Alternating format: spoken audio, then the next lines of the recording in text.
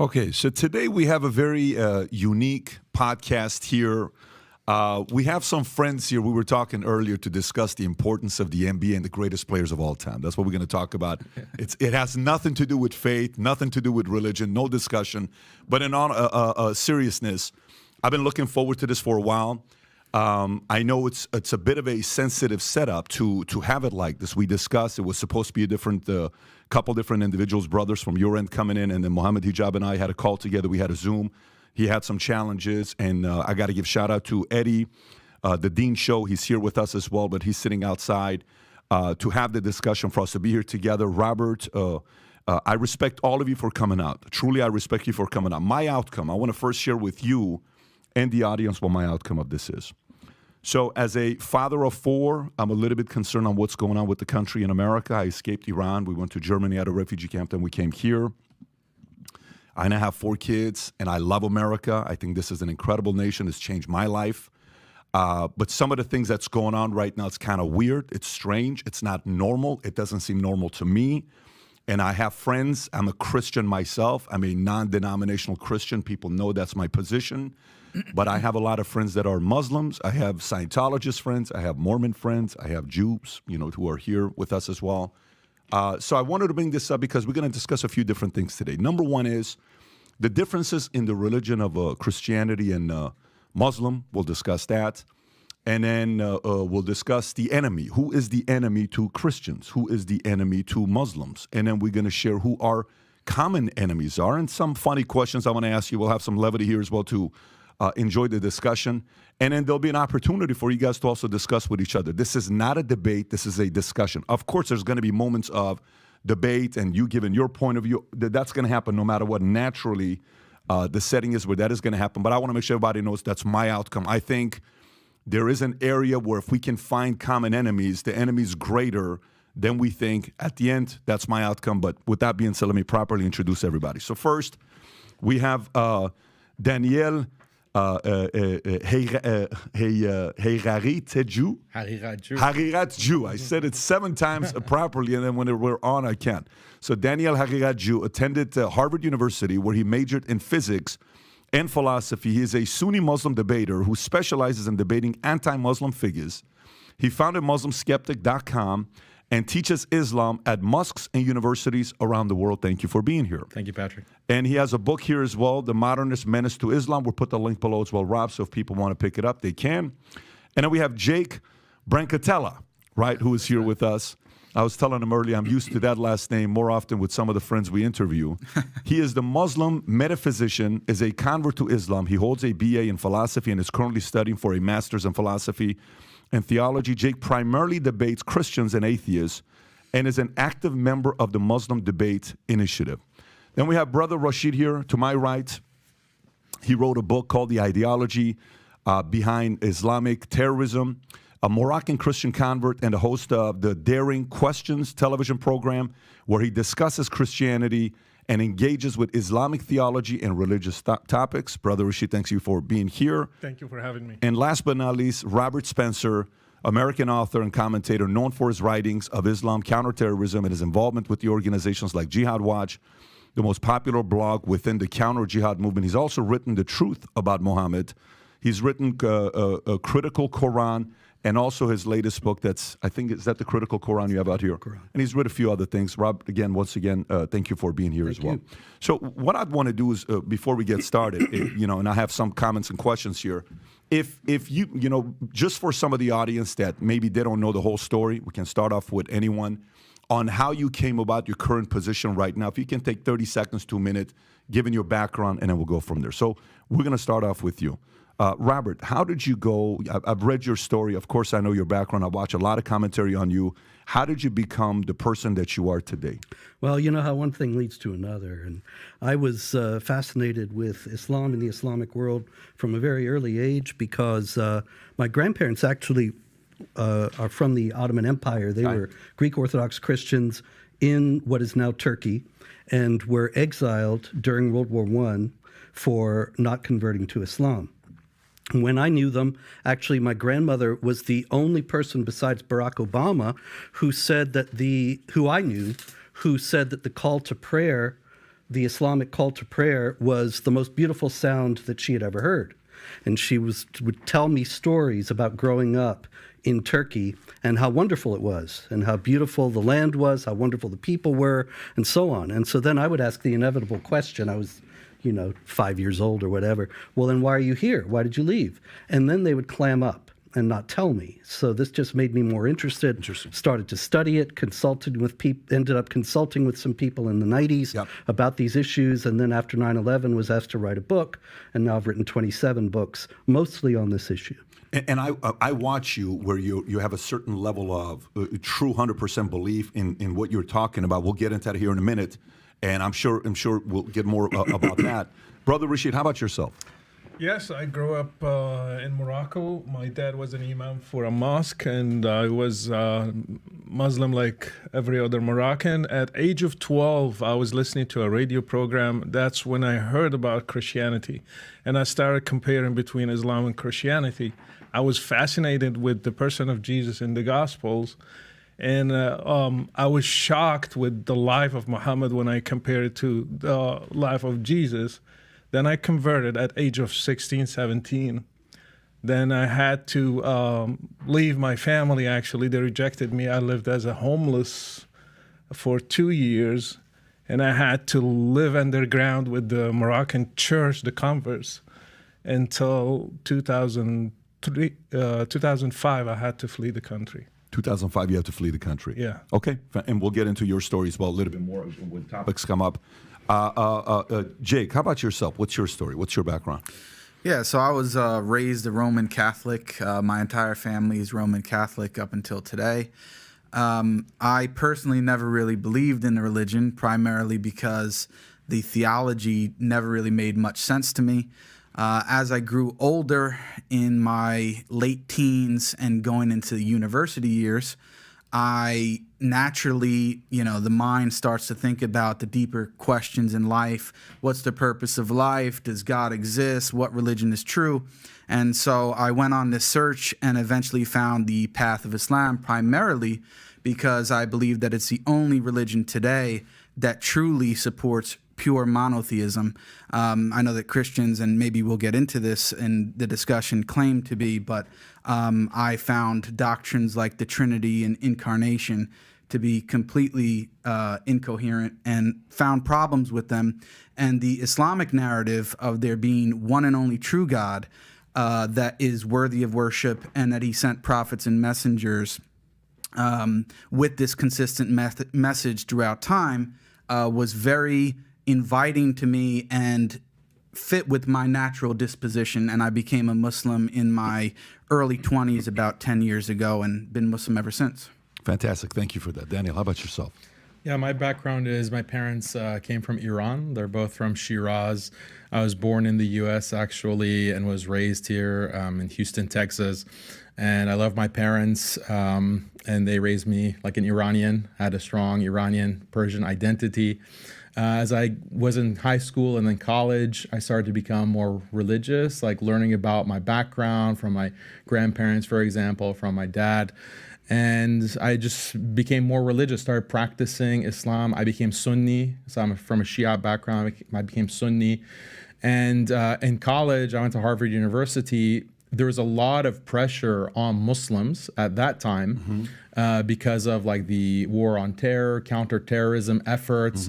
And there was this effort to liberalize Islam and to say that traditional Islam or the Quran or the Prophet Muhammad, peace be upon him, their teachings are not consistent with modern life, with modernism and liberal secularism. And this posed a conflict for me. Like, how do I reconcile a traditional Islam with liberalism, secularism, and these modern ideologies? So I went and studied philosophy, and I became critical of these ideologies like modern liberal secularism, humanism, atheism, these isms, and that's, the title of my book, basically, or a subtitle of my book, is critiquing these isms that I believe, and through my study, they're destroying humanity. Not just Islam, but just all of humanity is under threat from these isms that are destroying human society. I hope we can talk about that today. But I dedicated my career basically to promoting this message, teaching Islam, teaching how Islam solves many of the problems and difficulties that all people face in society, not just Muslims. I love that. Okay, thank you for that. Again, gentlemen, thank you for sharing your background. So let's get right into it. Robert, your challenge. What is your biggest challenge with the religion of Islam? What's your biggest challenge with it? You mean the biggest difficulty I see in it? I would say the biggest difficulty, because to me, I see it from a few different places, right? One, there's faith, meaning none of us have gone to heaven to see what heaven's going to look like. We're all taking a risk. All of us here are taking a risk. Either we're all going to be right, either we're all going to be wrong, or either one of us is going to be right, meaning one group's going to be right and the other's going to be wrong. But we don't know. That's faith, that's prayer. Of course, we've had great experiences in life to say, I had a connection with God. I had a moment with ... And then that's individual to us, right? So to me, it's faith, it's religion, it's enemies, it's common enemies. It's the challenges that's going on in the world, specifically with America as being, for the longest time, the greatest country in the world. What is affecting that? And then there's a few other things that we'll talk about into as well. So, but for me, it's more from the standpoint of when you've said you've read the Quran dozens of times, you've studied it, you've written about it, you've talked about it. Even I think the government used 2 of your books in 2011 that Wired talked about, right? I don't know what the 2 books were. I think one of them was about Prophet Muhammad, and So your background, you've been in this world. What is your biggest challenge and differences with the religion of Islam? Well, probably the main thing is the sanctification of violence and the idea that God will bless and even calls upon the believers to commit acts of violence under certain circumstances. Like Rashid here is an ex-Muslim, and so under Islamic law, as it's traditionally and classically formulated, he would be put to death. Muhammad said, anybody who changes his religion, kill him. And it's still the position of all of the schools of Islamic jurisprudence, Sunni and Shia, that the apostate should be put to death.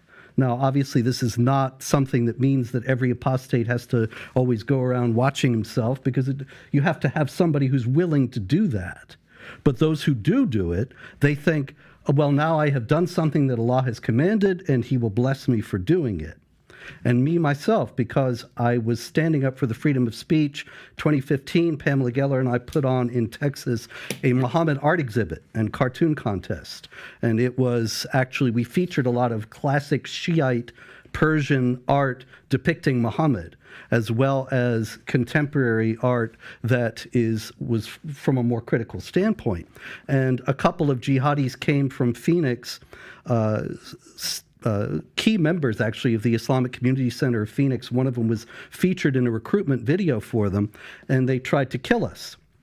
And so I actually would be also under a death sentence just for drawing Muhammad and for sponsoring people who do, which I did not in order to cause gratuitous insult, but to defend the freedom of speech and freedom of expression, which is the foundation of any genuinely free society. Daniel, what would you say to that? What's your response to that? Yeah, so just a few points here. Number one, it's interesting how we want to talk about Islam as a religion, but the religion is 95%, like what Jake mentioned. It's about worshiping God, being devoted to a righteous way of life, loving your neighbors, taking care of your parents. That's what 95% of Islam is about. Yes, there are criminal punishments, which we're going to discuss. There is conquest, there is war theory, there's all of this in Islam. But it's interesting how when a conversation is about Islam, we focus on that 5% instead of the 95% of what Islam is about. We don't see this kind of double standard with like Christians. So if you have someone like Matt Walsh is a traditional Christian. There's slavery in the Bible, there's punishment for blasphemers in the Bible, there's killing of heretics in the church tradition. There's no discussion of that with Matt Walsh, right? Or Ben Shapiro. There is killing of blasphemers in the Hebrew Bible. There is, punishments for apostasy in the Talmud. There's no discussion of that with Ben Shapiro. You can talk about, other values, and that's what the discussion focuses on.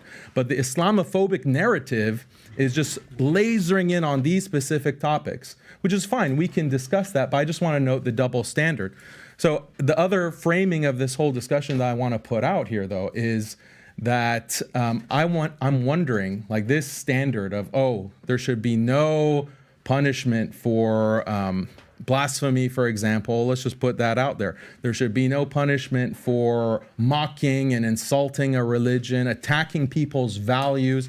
Is that coming from a Christian perspective? Is that coming from is that coming from the church tradition? Is that coming from the Bible? Because when we look at the Bible, we see in Leviticus, we see in Deuteronomy that blasphemers should be put to death. Even if you entice, the Bible says, if you entice like your son or your daughter or your wife entices you to worship other than God, then have no mercy. Put them to death without due process mentioned, without any kind of court or tribunal. The husband or the father should just immediately put them to death without mercy. That's what the Bible says. So when Robert wants to criticize Islam, I'm wondering, is that criticism on the basis of the Bible? Is that on the basis of the church tradition? Or is this a liberal, secular, modernist critique of Islam? So I want to know, am I debating or discussing with two Christians or two atheists or two liberal secularists? Like, that's a clarification that we need. May I? Yes.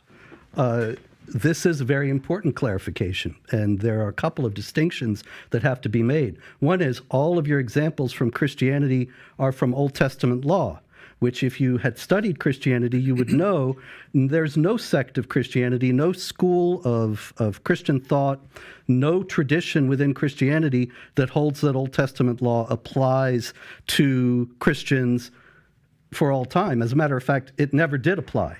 Even in Judaism, after the destruction of the temple in 70 AD, the rabbis redefined Judaism so that even they don't teach that those punishments have ongoing validity.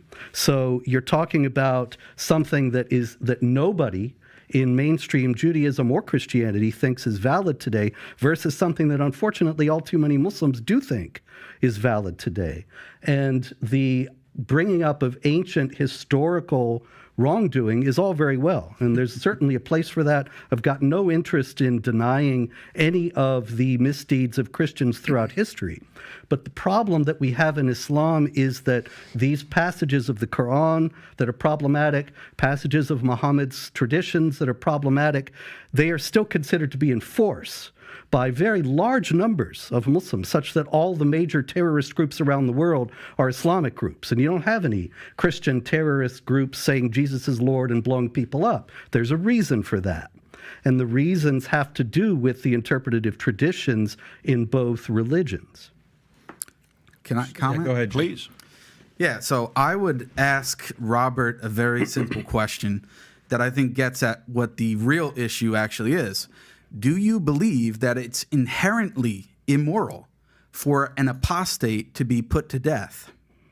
Do I believe that it's inherently immoral for an apostate to be put to death? Is it inherently immoral? Well, I know this is some kind of trap, but in any case, No, I don't I'm just see any looking for reason. honesty on your part, that's all. You can always have honesty on my part. Everything I tell you is the truth. Okay, so go and ahead. the fact is that, I don't know. I tell you the truth. I You haven't don't know. thought about Wow. it. Okay, But- you haven't thought about it. Well, you're writing Yeah. all of these books on Islam how are talking you about criticizing apostasy, Islam? Right. and you don't even know if this is inherently immoral. That's quite shocking, No, Robert. I would say that I don't think that it's moral to put the apostate to death. So it's But immoral. As it comes to my books about Islam, I'm just reporting on what Islamic clerics and the Islamic tradition teaches about passages like when Muhammad says, if somebody changes his religion, kill him. So Yeah, but if you look, for example, in chapter 4, verse 89 of the Quran, in the critical Quran, where it says, if they turn renegade, then come and kill them wherever you find them, then I give Islamic authorities who actually say that this should be done. And that is something people need to know. Now, whether you're talking about in the ideal society, you have apostates put to death, I don't think so, because I believe in the freedom of conscience and the idea that of the dignity of the human person, which is a Christian concept that's not in Islam. You have in Islam, the unbelievers are the most vile of created beings, according to Well, one chapter issue at a 98, verse time. 6. One issue at a Yeah, time. So on. No, this is all. I still let's didn't talk get an about answer this if it's- issue. I understand, but this inherently is all the immoral? same issue. Whereas in Is it Christianity, inherently immoral? all people are equal in dignity as made in the image of God. And so in that sense, I would say, no, I don't think it is. So is it inherently immoral, yes or no? Can I answer that? It is. It is. So when Deuteronomy, since you like to quote the Quran, when the Bible says this in Deuteronomy 13:6, if your brother, the son of your mother, your son of your daughter, the wife of your bosom, or your friend, who as your own soul secretly entices you, saying, quote, let us go and serve other gods, which you have not known, neither you nor your fathers, of the gods of the people which are all around you, near to you or far from you, from one end of the earth to the other end of the earth, you shall not consent to him or listen to him, nor shall your eye pity him, nor shall you spare him or conceal him, but you shall surely kill him. Your hand shall be first against him to put him to death, and afterward the hand of all the people, and you shall stone him with stones until he dies, because he sought to entice you away from the Lord your God, who brought you out of the land of Egypt from the house of bondage. So all Israel shall hear and fear, and not again do such wickedness as this among you. So let me finish. Let me comment on the passage. So when your loving God, Jesus Christ, who you believe is God, who revealed the Old Testament and revealed this as a law for the people, and you said that it's inherently immoral for the punishment of apostasy to be death, then you are charging your own God and supposedly loving Jesus with immorality. Not sir. at all. If you don't see that contradiction and hypocrisy, it's not in the least. Can't really do much for you. Well, it's not in the least contradictory or hypocritical, because that is God actually ordering something directly. Was God wrong for that? Now, the question here is whether the Muslims, when they put people to death for apostasy today, are likewise authorized by God in some direct manner.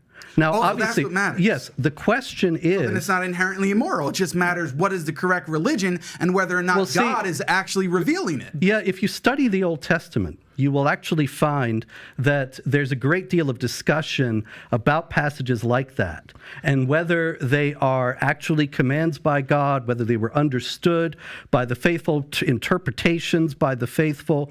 The evolving understanding in the Old Testament and the New, and in Jewish and Christian tradition, is something that unfortunately is absent in Islam, such that in Jewish and Christian tradition you have the understanding of the dignity of the human person that ultimately made people realize that putting people to death for apostasy was not something that was acceptable. Yeah. But the idea that it was a localized command at some point or understood to be such, that is not the same thing as people nowadays thinking they are the executors of the wrath of Allah because Muhammad says, if anybody changes his religion, kill him, and the Quran says that you can soothe your heart by fighting the unbelievers and so on. So Robert, can we hear from Brother Rashid for one? Brother Rashid, go for it. What's on your mind? Because this concerns me. Do you believe I should be put to death? I believe that the punishment for apostasy in a correct Islamic state is death. I believe that that's the correct... Let me finish. Let me just respond, sir. I believe that that is the correct punishment which has been revealed by God both in the Quran and the Bible. And for Robert to turn around I asked you... Let me finish. I asked you, do you believe I should be killed today? And I answered you, sir. Yes or no? I answered you. Yes or no? I answered you. I think he said yes. You want me to answer? I said. Yeah, you answered me. In a proper Islamic jurisdiction, an Islamic nation, all of the laws of Islam and the Sharia, as revealed by God, should be applied. So if we were in that kind of state, would you do it? Including I'm not the one that with proper due process, with a proper court hearing, just like any nation of laws. The laws of the Sharia should be applied, including the death penalty for not only apostates, but also blasphemers. You didn't answer me, yes or no? We did answer Yes, you. we did answer. Yeah, so I should be killed. We did answer I your question. deserve to be killed because I left Islam and became a Christian. According to Islamic law, an apostate like you would be killed, yes. Okay, thank you. And according to the Bible as well. let me. This is a fallacy. blasphemer, This so. is a fallacy. Robert, Too that's- cocky. Like you want to say not a you have fallacy. it too. It's a fallacy. No. Let us discuss this because Why is it a fallacy? it's a fallacy. It's let me showing- let, it's let showing me your finish. Let me hypocrisy. finish. Let me finish. Please condemn Jesus. Yeah. please. Oh, you think you Condemn should? Jesus. Robert Robert already Okay, condemned him. So No, you're lying. Let me Let's finish. be on let me record finish. saying you're That's lying what about happened. that. Let me finish. That's what happened. Let- You said let's- eventually you we realized you convert- You're Just lying. let me finish. You Let's hear converted. Brother you- Rashid, and then I'll come to you. Go for You it. converted from Christianity to Islam. Your life is not under threat here in the U.S. I converted from Islam to Christianity. My life is under death. That's the difference between Christianity and Islam. Okay, so let me ask you this. Yes. I got a question for you guys. I'm a data guy. I'm a finance guy. How many Christians have died going from being Christian to Muslim? How many Muslims have actually been killed or died going from being a Muslim to a Christian? There's no data on that because these kinds of things are not recorded. They're not considered crime. There should be, in though, right? I Islam. mean, shouldn't there even if there's some stories to be able to say, Yes. you know, XYZ individual. I have stories. I have one in Mauritania who was condemned to be executed. We just got him out to Paris because we negotiated with the government there. I have people right now in Libya. They are under death penalty in Libya. I have people who got killed in Jordan, for example, because I do my show. People contact me. I have people who got killed in Jordan. Their parents killed them because they became Christians from a Muslim background. We have people in different places in the world, in the Muslim community, they kill them, and if they get to flee, that's the best outcome. I got a question. While I'm studying this, there's also Daniel said something very interesting where the guidelines of Quran is based on the jurisdiction of the government, meaning where you live, the religion is follow whatever the laws are of that nation. Meaning, you can correct me. I'm just giving you what I've looked into. Does this mean these rules apply no matter where you live? Is that across the board, or is it's more stricter in certain Muslim nations than other Christian nations? Islam is to be applied forever on every place since the time of Muhammad until today. So Muslims are just seeking to be a majority one day, and if Muslims are majority today, these two brothers will witness my killing in front of people, and they will be happy cheering the crowds that I was killed. So Islam is to be. If U.S. became majority Muslim today, you would be killed. I will be killed. Sharia is to be applied everywhere, every time. And that's the biggest difference with Christianity, because Jesus came and he stopped the Old Testament. He stopped he didn't stone the lady who committed adultery. He said in the law, tooth for tooth, and he said, no, you turn the other cheek. Jesus stopped the Old Testament. They don't have a New Testament in Islam. They have worse than the Old Testament. They have something that Muhammad never corrected. So today we have to do jihad. Today we have to kill the apostate. Today we have to kill the person who doesn't pray, even a Muslim. If he stops praying, he should be killed. If he has no excuse, he should be killed according to Islam. I'd like to give them a chance to respond. Daniel, what would you, because the point I think you were making was how that maybe doesn't apply based on what the countries are. And then he makes a good point about saying, but if U.S. eventually becomes majority Muslim, then that could be the criteria that we have to follow in U.S. What's your response to that? Yeah, so there are a lot of inaccuracies in what he's talking about. I want to reframe the issue because he's saying that his life is in danger. But the lives of Muslims are in danger under a secular, liberal hegemony. And I know that some of the viewers might not be following what I'm discussing, but look at the war on terror, or even look at me personally, or Jake. But I say things that are contrary to liberalism. I critique and criticize liberal secularism. What is liberal secularism? It's this philosophy that came out of the Enlightenment, out of the 18th and 19th century in Europe, and it was imposed on the entire globe by force through colonialism, through imperial wars. And the idea of liberal secularism is that morality should not be based on these old books like the Quran and the Bible. We have to use reason and science to maximize individual happiness, individual freedom, and equality. And this is the best system of life. It's an atheistic system of life. We need to have separation of church and state, etc. This is the dominant, I don't want to say religion, but it's the dominant ideology in the world today. And it's imposed through, the UN Security Council, international rights law, etc. But it's coming from a very specific philosophy that is anti-religion. It's anti-Islam. It's anti-Christianity, anti-traditional Christianity. I criticize this system. And Muslims who criticize this system are put on watch lists. We're banned from traveling.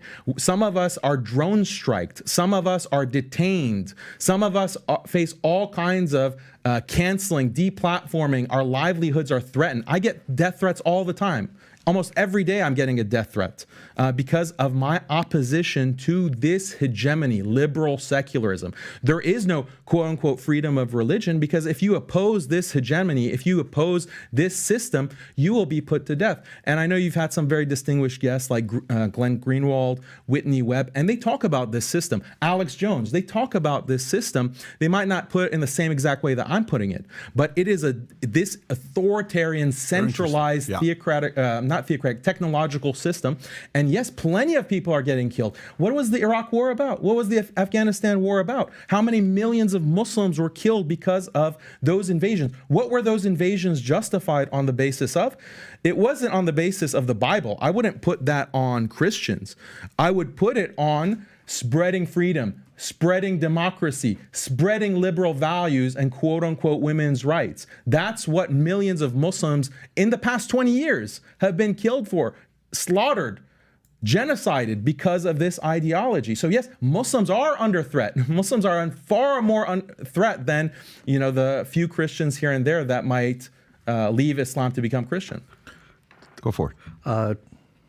Well, in the first place, when it comes to secular liberalism, Daniel and I are completely in agreement. We're both against it. We both see that it's evil. And in that sense, you were talking about working together, finding common ground. That is the common ground that we have. The idea of the invasions of Iraq and Afghanistan were completely wrong, based on false premises, false assumptions, based on the idea that they could bring democracy to the Islamic world. It was never going to happen. And I was warning about it before it started, but was not heeded. But the fact is that, and also when it comes to death threats, we could probably have a contest and see, but I get them many daily, mostly from Muslims, but not always. And the left is increasingly unhinged and out of control. But if Daniel is positing that Islam is somehow the alternative, then I would wonder, how is it that all the Muslim politicians in the United States, including an obvious publicly Sharia adherent one like Ilhan Omar and Rashid Tlaib as well, Keith Ellison, the Andre Carson, the publicly Muslim Quran adherent politicians, and yet they're all very far on the left, and they're aiding this secular liberal monster that Daniel so rightly opposes. And so it's hard to see how Islam can be the remedy when you don't even have a single politician of the Islamic faith who is standing against all that. Brother Rashid, what's your biggest criticism of, because you were a Muslim before and you converted. What was your biggest reasoning for doing so? My biggest reasoning, and I want to comment on a point that I forgot to comment last time. Our brother, he said the 5% of Islam we're focusing on. Right. If you have this glass of water and you have 95 for it is water, but 5% is poison, it's going to kill you. So this is exactly what we have with Islam. Yes, you can talk about God, you can talk about worshiping, but how about violence against people like me? How about violence against Christians and Jews? You are ordered to wage war against them. That's what happened to my ancestors in Morocco. Berbers, they were Christians, they were executed, they were enslaved. That's what happened to people in Egypt, in Iraq, in Syria, and even in Europe. How about that? How about people who, for example, against women, Islam against women? And women, we should note that they endorsed the death penalty for apostasy right here. Yeah. So it's not like let me just finish. As does Jesus Christ. And against women, women should be beaten if they disobey their husbands. My mom was beaten, my imam dad. When I asked him why, he said, it's in the Quran. You cannot object to that. They cannot object to it. It's in the Quran. It should be applied. It's a permission for men to beat his wife. It's in the Quran. It's the word of Allah himself. Again, when I studied the life of Muhammad, in 10 years, he waged 83 wars in 10 years, 27 wars and 56 raids in 10 years. And you are going to teach me that Islam is peaceful? No, it's not peaceful. Are you going to give a Nobel Prize for somebody who waged 83 wars? No, you will not. And another thing, Muhammad is not a role model. Jesus is. Muhammad, he had many wives, 11 of them. One of them, she was 9 years old. He was 53. I am 50. I cannot marry a girl that has 9 years old. You cannot. That's abuse. And Muhammad did that. Can we do one issue at a time? Let me finish this. He raided a Jewish tribe. You cannot compare Jesus with Muhammad. Jesus never killed a person. He never killed an apostate. He never waged a war. So he was a role model for me. That's why I loved Muhammad and I wanted to follow Jesus. They are going to keep trying, bring the Old Testament. Name one person that Jesus killed because he was an apostate. Judas, he gave him to the Jews, and he never ordered his disciples to kill him. These are the rules that they want to apply today. If we criticize Muhammad, we should be killed. Like what happened with Charlie Hebdo. Do you think those people, they just killed the people who drew the caricature for Muhammad just because like that? No, because it's written in Islam that they should kill people who criticize Muhammad. So Islam is a big problem. Even the 5% can kill whole humanity. Can I have a response? Sure, please go for it, Jake. And I want to comment on what he said and also Robert's remark about us endorsing the punishment for apostasy. Yes, we do. Why? Because our claim is that we are actually faithful to our scriptures. You guys are not. You want to avoid the Old Testament, and I want to give you an analogy, Patrick, because you're a business guy. You have many businesses, okay? And you have policies that you have to put in place based on social interaction in the workplace and all that kind of stuff. Now, you may make amendments to those policies based on new data, new information, how things are actually going based on those things that you put in place. Now, when you do, right, and this is the analogy between the Old Testament and the New Testament, are you willing to say that, well, yeah, thinking to myself, yeah, Pat, yeah, you were wrong, actually, when you said it was okay to do such and such. That was actually wrong, and you then put in the correct one. With the Bible, the problem that you have is the same one that you want to talk about, the loving Jesus Christ himself, which we also adore and respect as a prophet, is the same one that you believe is God and revealed the Old Testament. And you can't get out of that. So when your God, Jesus, revealed at that specific time, as I just read the passage, and I can read you plenty more where he says to kill babies in war. Is it okay to target infants in war and kill babies? Is that inherently immoral? The problem that you have is if you go on, and this is why the argument is so important. It's not a tu quoque just as a fallacious argument. It's checking for your consistency as a Christian, whether or not you're actually faithful to your own text and tradition. And the reality is you're not. Why? You have two options. If you condemn it as inherently immoral, then the whole Bible's gone. Because if you believe that those verses in the Bible were revealed by God, then you're saying that God is immoral. And on the other hand, if you say that it's not inherently immoral, but God changed the law at this time, then most of your arguments lose the force that they have against Islam, because you can no longer argue that it is inherently immoral to punish an apostate by death and all of the other other things that you want to tack on. This is why it's so important. It's not a fallacious argument, and the reality is we want to stick to our text and our tradition, and for the most part, we would argue that the Christians have abandoned them in favor of secular, liberal, moral ideologies. Let me have Daniel respond, and then I'll come to you. Go for it. Yeah, so there are a lot of things that we need to respond to because he's just listing every grievance that he has against Islam. Right. We have to take it step by step. But just on this point of violence, I think Jake makes really the crucial point. It's that Jesus, according to the Christian belief, Jesus is the God of the Old Testament. And he's the one who's commanding Moses, for example, to ethnically cleanse the Canaanites or the Amalekites or all of these other tribes and to conduct conquest and war, to take girls as slaves, to take virgins as slaves. This is in the Old Testament, sure. So Christians have to deal with that moral problem. A lot of Christians, unfortunately, they just throw the Bible under the bus. And, how is that justified? But it's not just the Old Testament. It's also the New Testament. The New Testament also endorses slavery.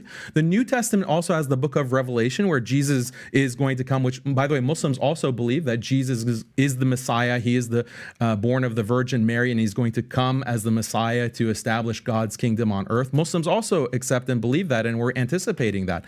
But he's going to be very violent. It's going to be a very violent affair, and that's in the Muslim tradition and the Hadith, and it's also in the book of Revelation. So Jesus is also very violent. And then finally, you have canon law. You have the church tradition. So if Robert wants to denounce canon law, because when you have canon law, it has slavery, it has a marriage age of 12 years old in canon law, it has punishments for blasphemy, it has even striking the wife, the disobedient wife. That's found in canon law from Gratian.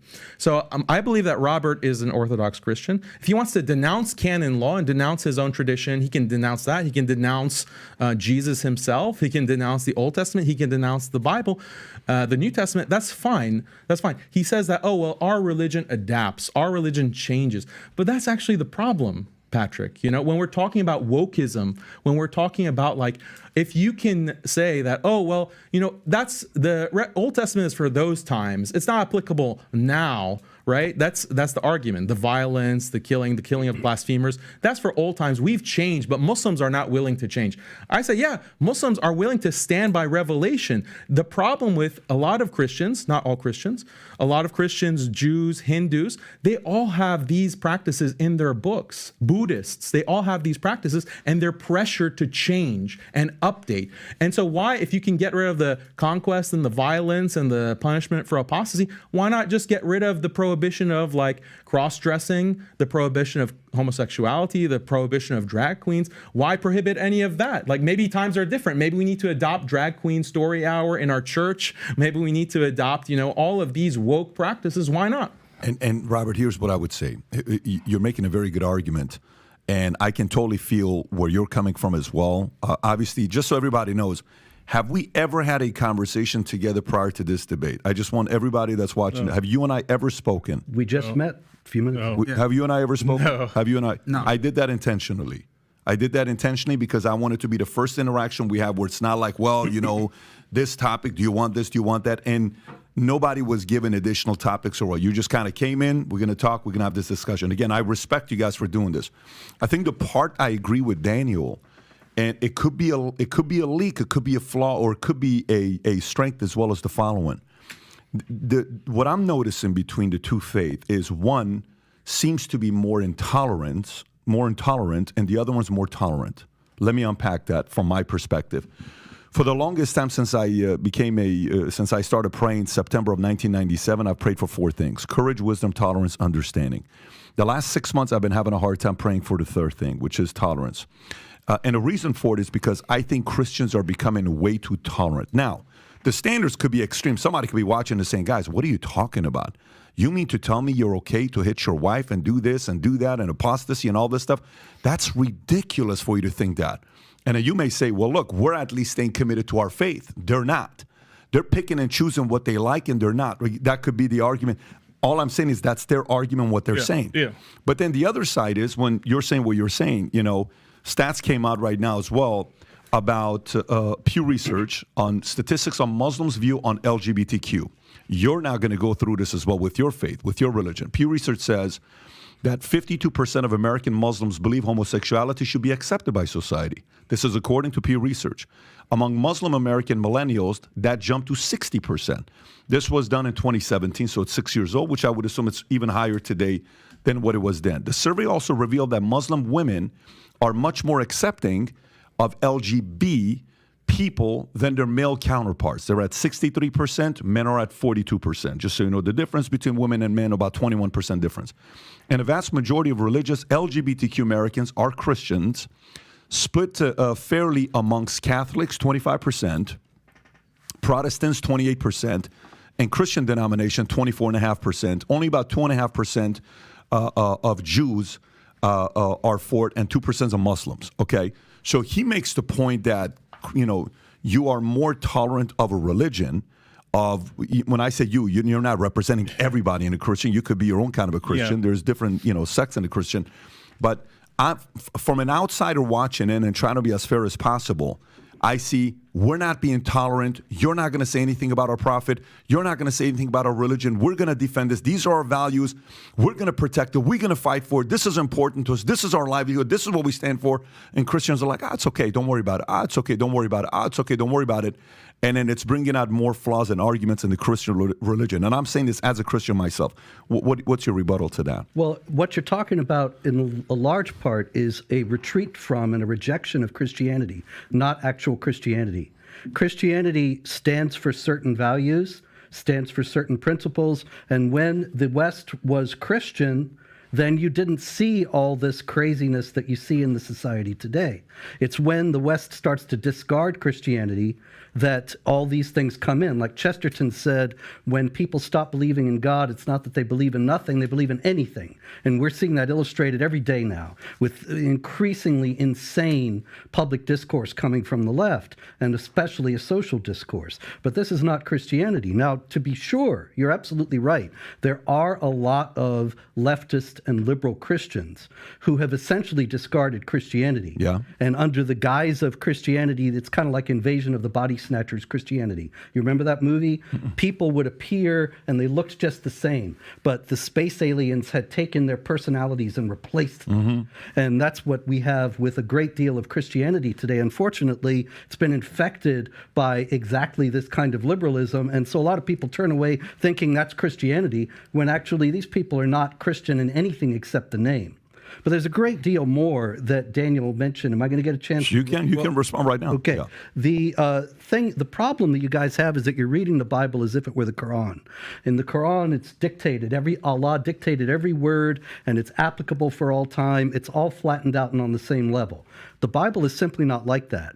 In the first place, you have the very simple notation of the Gospels, the Gospel according to Matthew, Mark, Luke, and John. Now, in the Christian faith, Matthew, Mark, Luke, and John were inspired, but that doesn't mean that God was dictating to them and that it was beyond their human understanding. Like when St. Paul, in one of his letters, and he says, I'm glad I didn't come to baptize any of you. Well, actually, I did baptize a couple people, and I forget who else, but I still didn't come to baptize. It's not that God is forgetting who he baptized and who he didn't, but Paul is working from his human understanding, and yet he is speaking the truths, the eternal truths that God wants him to communicate. A lot of the Bible is the record of the evolving understanding of the people of God about precisely a lot of these issues that you're talking about.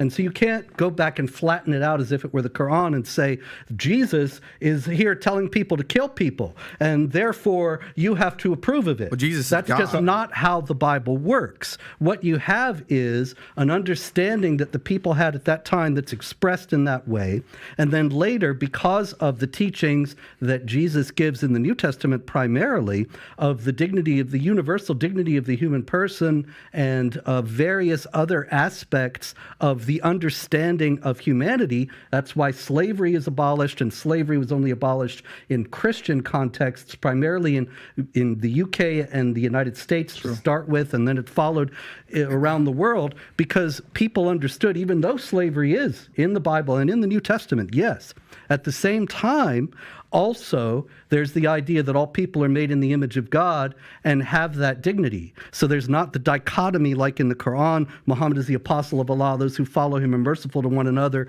ruthless to the unbelievers, chapter 48, verse 29.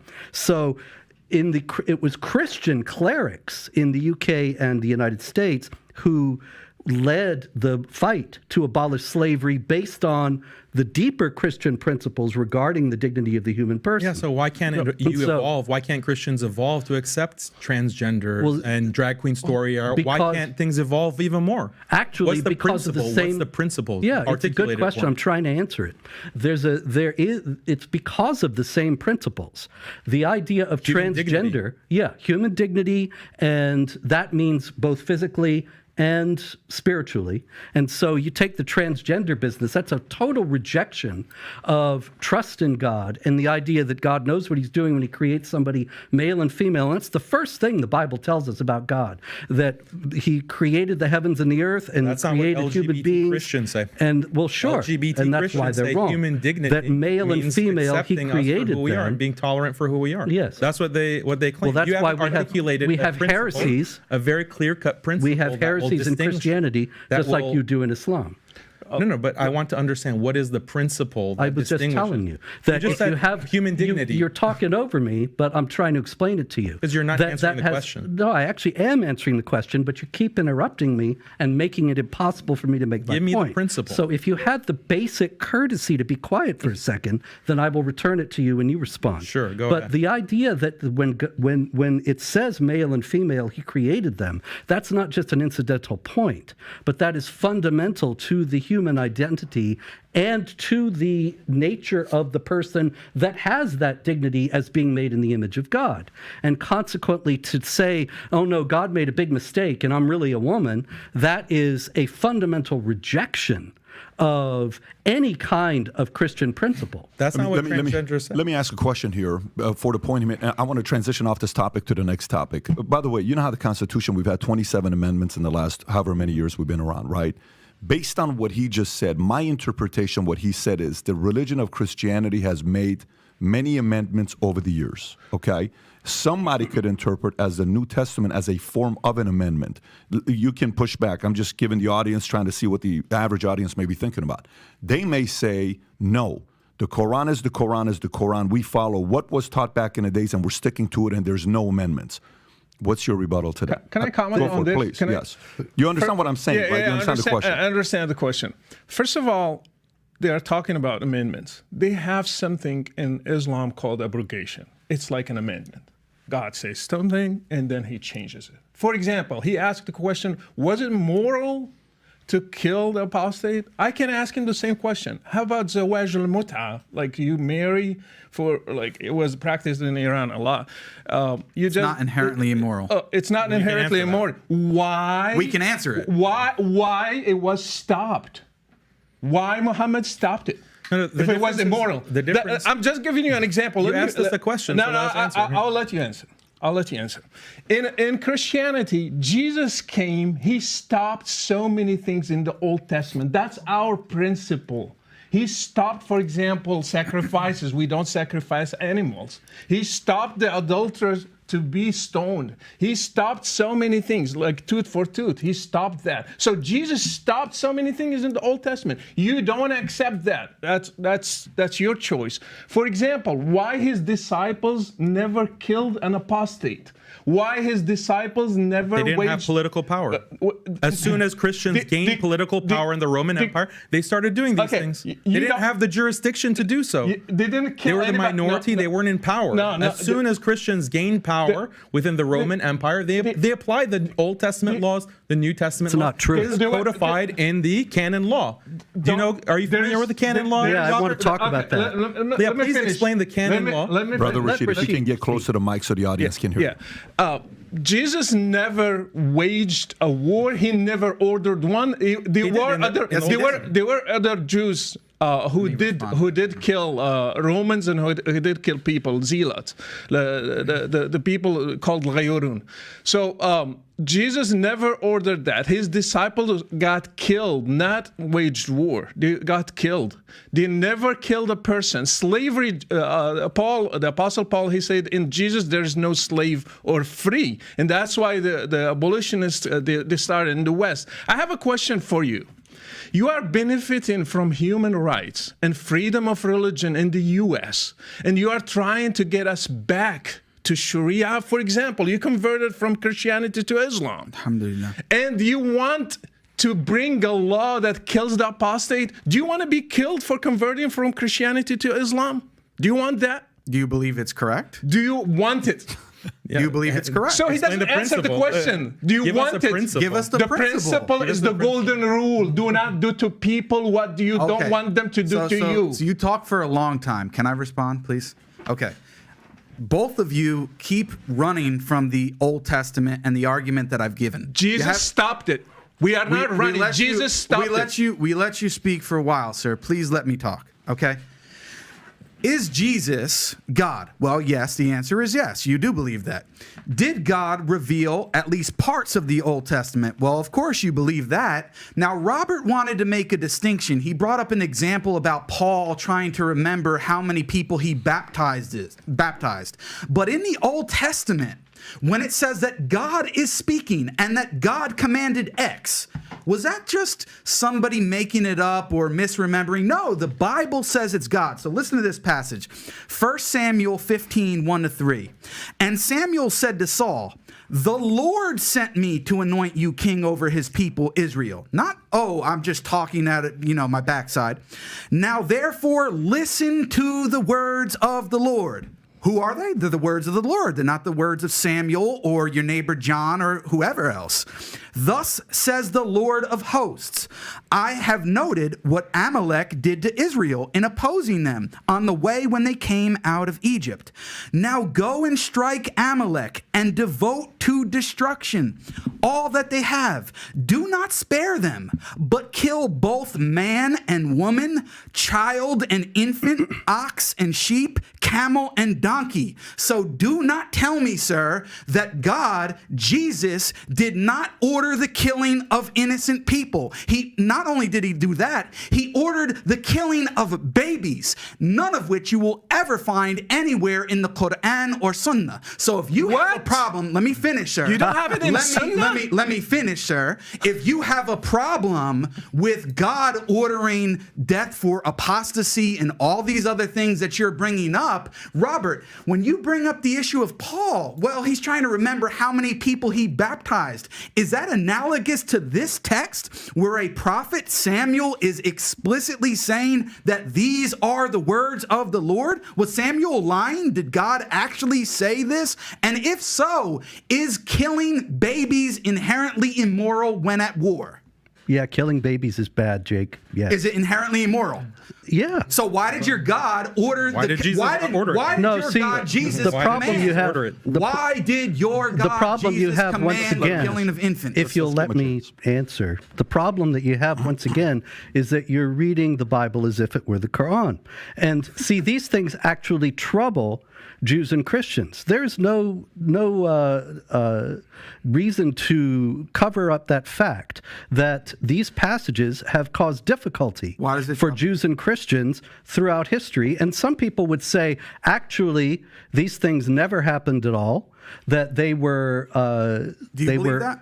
fables designed to teach. Do you believe that they were fables designed to teach that you are to be completely pure and reject sin, and that all that business about killing this one and that one is about rejecting various sins. We want to know your position. Now, the whole point of what I'm saying here, if you would stop interrupting for a minute, I did not interrupt you. The whole point of what I'm saying here is that these passages, precisely in the fact that they have caused trouble for Jews and Christians and have led to differing interpretations of them, demonstrate that the Jews and Christians both have an evolving understanding that comes from later revelations and that comes from their own interpretation of the revelations that they received, such that they can say unequivocally that, yes, killing innocent people is wrong. Whereas you have Muhammad, and they ask him, you're throwing rocks, you're catapulting stones into the infidels' city, they got women and children in there, and he says, oh, they're among them. In other words, it doesn't really matter if you kill women and children because they're all infidels. And you don't have any kind of critical stepping back and saying maybe that is not to be. That's the one I'm talking about. Can you read this to him? He Yeah. said there's no Permissibility. nowhere in Sunnah. Just read it, please. This is Sahih Muslim, Yeah, which and I'll is one of respond to it. I know the the text. hadiths. Well, you said Permissibility there of is none. killing I women know and the children text. in night raids. Can you so start long from as the beginning? Start from the beginning. Go for Read it. the actual text. permissibility. Will you stop interrupting me? I did not interrupt you. Permissibility of killing women and children in night raids, so long as it is not done deliberately. It is reported on the authority of Sa'b ibn Jathama that the Prophet of Allah, when asked about the women and children of the polytheists being killed during the night raid, said they are from them. And this is They are Sahih Muslim polytheists. Can we respond? 1745a. Can we And respond? that, once I make the point, that is giving permission. And that's actually was invoked by Zarqawi, the Al-Qaeda leader in Iraq, when he was explaining why women and children were killed by the jihad bombings, and he was actually justifying it among Muslims. And he invoked that passage. Okay, so the difference is if you actually read the next hadith afterwards, it clarifies it, sir. And yes, if you're talking about bombardment or collateral damage in which an infant or child or a woman may be harmed Inadvertently. inadvertently and unintentionally, then yes, that can happen. It's not a good thing that we enjoy in war, but if it happens, so be it. The difference is that in this text, it's specifically commanding from God.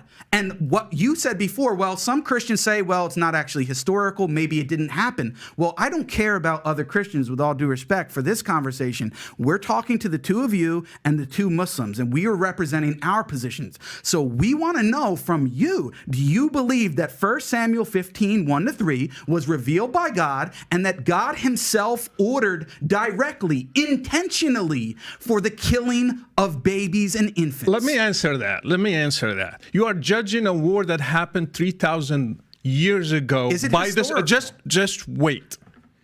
You are judging a war that happened 3,000 years ago by the standards of today. The difference between the Old Testament and Islam, we believe those applied for those circumstances and stayed there. These should not be applied today. Islam, jihad should be applied in the time of Muhammad, today and forever. So killing the kids of polytheists, Muhammad answered, they are from them. They are just polytheists like them. So it's okay to kill them. And let me tell you about killing kids. How you define a kid? In the raid of Bani Qurayza, a Jewish tribe, Muhammad came and he said, check the hair of puberty for every kid. If you find one hair, you can kill him because he's considered an adolescent. So they killed 600 people on that day. You want to tell me that doesn't exist in Islam? Yeah, I know it exists in Islam. And I know if you got authority today, you will do it. Here's what I want to do. I want to have Daniel give a response, and then I'm going to go to the next topic. Go for it, Daniel.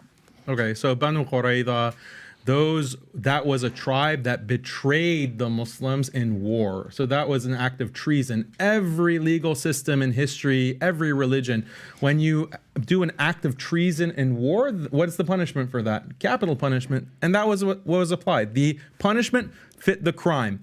The point that Jake made is that the Prophet, peace be upon him, explicitly forbade the intentional killing of women and children in the hadith that you didn't mention. So this is dishonest. Exactly. You read one hadith from the book of jihad in Sahih Muslim, but you don't read the other hadith. Exactly. So that is dishonest on your part, sir. It's not. And then let's bring it back, to the overall picture, because for your viewers, many of them might not be Muslim or Christian. They think like, both of you guys are crazy. Both of you, your religion sound ridiculous. So I want to defend not only traditional Islam, but also traditional Christianity.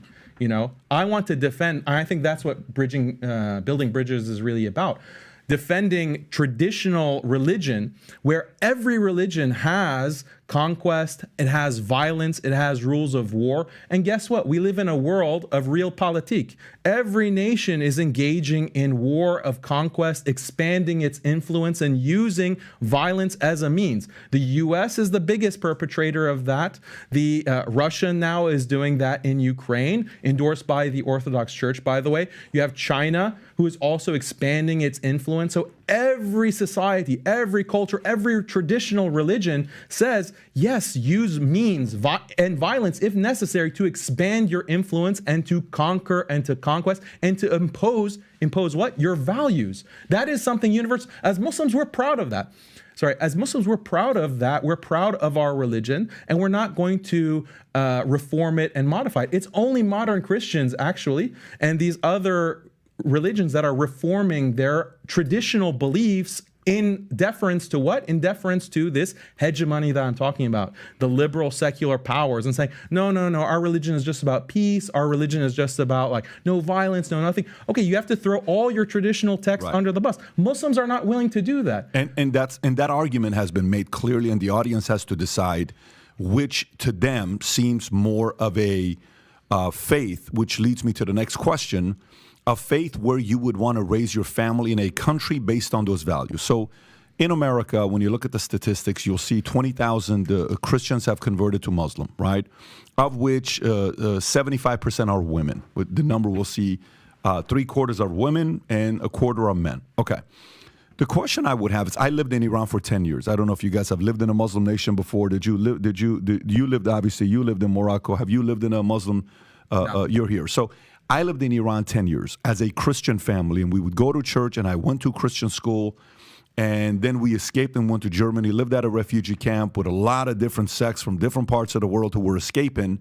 They were either escaping communism or they were escaping not feeling safe, persecution for their religion, what they believed in. They didn't have the freedom, they left. Why is it? This is a question that's been brought up when I'm crowdsourcing what questions you want us to ask the guests that are here today. If it's purely statistical, why are more Muslims moving to Christian nations and not Christian nations moving to Muslim nations? Why do you think that is? It's economics, pure economics. If you look at Christians that move to Saudi and the Gulf, there's a huge influx of Christians from the Philippines, from Africa, from Eastern Europe that flock to the Gulf countries, Muslim countries. Why? Because of GDP, because of the economy. The influx of people of all religions and cultures to the US, to Australia, to Europe, it's purely because of economic opportunity, not because of there's some kind of better way of life. The way of life in the US, and I can talk to you because you lived 10 years in Iran, the culture of traditional societies, especially Muslim societies, is much more conducive to family. It's more of a family, community-based life as opposed to an individualistic, rat race, everyone is out for himself type of lifestyle that you live in the West. And that's because of the hegemony that we're talking about, because of liberal secularism, because of this pursuit of happiness at the expense of all else. When you have a religion that values family, marriage, look at the divorce rates. Look at how, I have 5 sons of my own. I'm very worried about, will they even be able to find a wife who will be faithful to them and who will want to have children, my grandchildren, who will be faithful. Look at the divorce rates. Look at the infidelity rates. Look at all of the social problems that are infecting Western societies. Why is that? I'd argue it's on the basis of leaving traditional Christianity, leaving traditional Islam, reforming these religions. That's the problem. Look at someone like Reza Aslan. You interviewed him, I had him right? on, yeah. And you had a brilliant comment. You said that, Reza, when you're talking, I feel like you're an atheist. You're arguing, I don't think that you're actually a Muslim. Like, you're not talking like you're a Muslim. You're talking like this progressive, liberal, atheist type person. And that's what's happening to everyone because of these political forces. And we have to resist that. We have to resist those kinds of influences in order to preserve marriage, preserve family, preserve community. That exists in the Muslim world, but it's being eroded. So why are you still here? Why are you in America? Why don't you go to a Muslim nation? I would like to do that, but the thing is that the West has declared war on every traditional society. If you don't implement Western-style liberal human rights, quote unquote, like you don't legalize homosexuality, you don't legalize transgender, you don't legalize feminism, all these things that are destroying marriage and family, we're going to bomb you. We're going to sanction you. We're going to starve your people. It's not safe for Muslims to be in Muslim countries. It's not safe for traditional Christians. Traditional Christians quoting the Bible within Europe are being put in prison for quoting the Bible. They'll literally quote a verse from Leviticus, or they'll talk about Sodom and Gomorrah. They're put in prison. This is a war on all traditional religions. And there's not a safe place for a traditional religious person in the world today because of this dominant global power. So your argument is economy, capitalism, a capitalistic society. So then the question would be, why don't Muslim regions accept the principles of a capitalistic free society to be able to attract other Christians? Because when you hear some stories, but I got that. Brother Rashid, do you have a response to him on this question? Specifically, the question I'm asking, why do Christian nations attract Muslims, but Muslim nations not attract Christians? He said the economy is the first reason, Yes. but other reasons exist too. I have seen so many Saudi girls leaving Saudi Arabia, going to Canada and the US and the UK, asking for asylum because they don't have the same rights. And they are forced to stay as a second-class status. Women is not treated well in Muslim countries. I have seen people who are leaving Morocco and other places because they don't have freedom of speech. And if you say anything against Islam in Egypt or Morocco, or for me, for example, why I left Morocco. I love Morocco. I would love to live among my family, but I left not because of the economy. I was doing well, but because I don't have freedom of religion. And there are many countries that are like that. If you open the borders in Europe and the US, you have almost probably, I can't guess, but like probably 90% of Muslims will go to the West, not just because of money. It's because of other reasons. They are oppressed there. And our brothers, they have their solution to what will live is not what I am here. Of course, we have a problem in the West, but the solution they are given is worse than what we have today. For example, LGBTQ, whatever, they will kill them if we bring, let's say, let them govern with Islam today. They will throw them from a higher building. That's their punishment. I'm not with that. I'm not either this, the two extremes, either this or that. Islam is not going to give a solution. Why we have human rights in the West? Why everything we are enjoying today, it came from the West. For example, women's rights came from the West. Abolishing slavery came from the West. Freedom of speech, freedom of religion came from the West. You name it. Just give me anything. Democracies came from the West. So they want us to live under an authoritarian system, and you cannot even question it. And if you say anything against it, you will be condemned to death. For example, if I say Islam is not the right way to God, I cannot say that in a Muslim country. I will be punished for that. So we are enjoying freedom of speech, freedom of religion, democracy. We can say our opinion. We can have a podcast like that without a problem. Guess what? In Morocco, when I became a Christian, we met as Christians in closed doors. We couldn't sing. We couldn't baptize people. We couldn't name our kids Christian names. You cannot name him Luke or Mark or anything. You have to name him Muhammad and Omar and Abu Bakr. You can't name them Christian names. This is not true. It's true. I lived it. It's not. I lived in it. Islamic law. Okay, do you know Ahkam Ahlul Dhimma? Do you know the I'm principles not Ahlul Dhimma. I'm an apostate. Yeah, you don't talk about other Christians. Well, Christians can name their children. Okay, You lived in a Muslim country. Okay, Could let you me be finish. named Patrick, Let or me- was that against the law? Let me finish. I am a convert from Islam to Christianity, That's and different. I had hundreds like me, girls and boys. We were gathering. We were afraid of police, and we got arrested many times. We got interrogated. So let me get this straight. So I want to understand what both of you are saying. So for us, I was born in a Muslim country. My name is Patrick. My sister's name is Paulette. You're saying if a Muslim converts to Christian, you can't just name your kids anything. You have to name them those specific names. Yes. And you're okay with that? You think that's normal? I said something even, more than that. I said that the punishment is death penalty. So forget it. That's what we talked about at the beginning. right? Apostles, totally get it. So for you, it's not even your level for that is for somebody to go. But why is that? But that's not the treatment of all Christians. So I totally get that. But Jews. Why do you believe that? Why do you believe if a Muslim becomes a Christian is the death penalty? Why do you believe this is what I wanted to explain is that, first of all, this is found in every religion. It's found in every culture. The idea that you have to have punishments for defection, meaning that if you abandon the group, you are threatening the group. And that's why every business, every university, every society has community guidelines, for example. Yeah. If you violate the community guidelines, it's not called blasphemy, it's called a violation of community guidelines. You're expelled from that community, you face consequences. But it goes beyond that because you have restrictions on your speech. Right? We can't look at, this YouTube channel. I can't say certain things on this live stream. Otherwise, the video will be banned. Your channel will get in trouble. And then you can be prosecuted. You can face all kinds of consequences. Again, go back to your Glenn Greenwald interview, your interview with Whitney Webb. Look at the power structures that restrict speech. They restrict thought. Why? In order to preserve the power structure.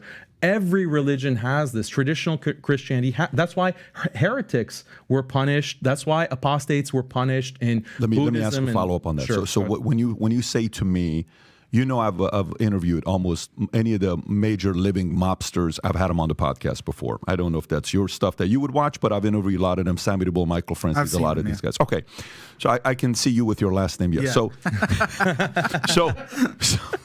So when I interview these guys, one of the things that they have, and Sammy is he says, look, I'm a mafioso. I'm a true mafioso is what I am. Till today, he's in his late 70s. He still says that, right? If you step away from the life, you could get killed if you step away from the life, right? Okay, you chose this life. You celebrated when you become a made man. Now you want to leave? You got the benefits of being a made man. Now you want to leave? We're going to take your life, if based on the principles that they followed. But that's the mafia. For somebody that may say, well, then Islam is Islam following some of the mafia philosophies that if you choose to leave, you deserve to lose your life?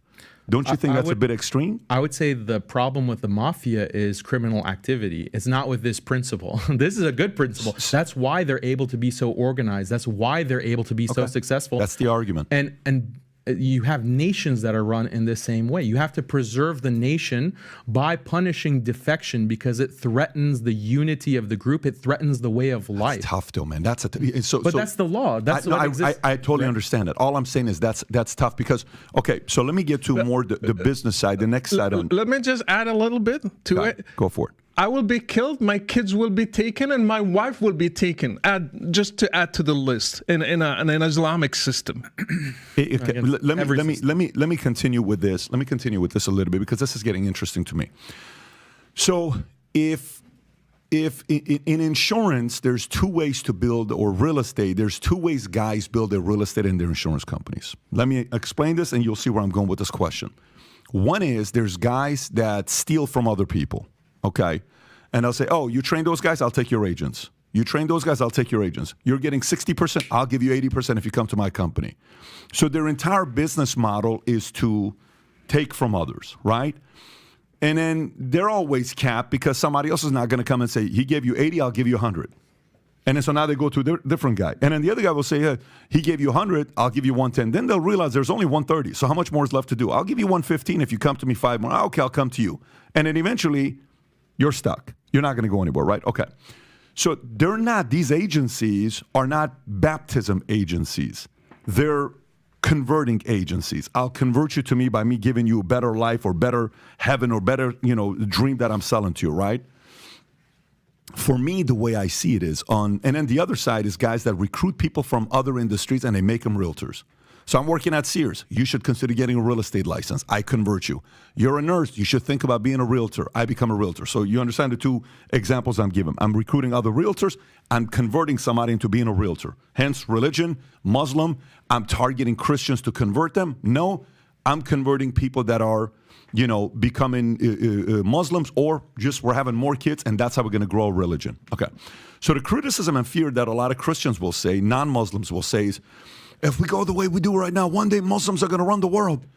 Do you not fear that? And you'll hear that. Okay. And by the way, it's a fair argument, because right now the number is, give or take, the Muslim population worldwide, I think, is around 1.7 billion, and it's expected by 2060 to grow by 74% to 3.1 billion. Today, they're 24.1% of the world population. By 2060, you'll be 31.1%.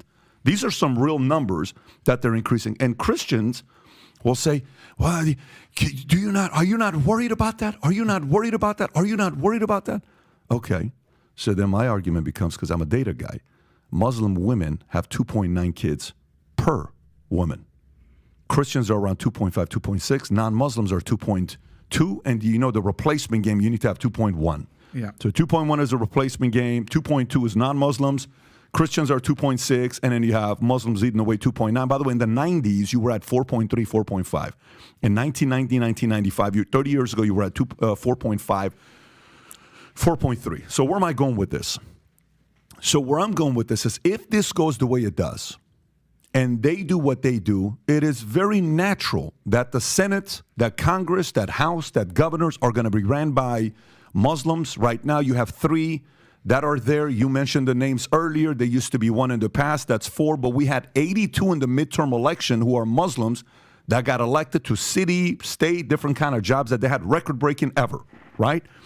So if I don't look at it from the faith standpoint, if I don't look at it from the religion standpoint, if I don't look at it from the argument of who's right, who's wrong, Muhammad, Jesus, if I don't look at it from there, I would simply say their strategy of growing is kicking Christians' tail.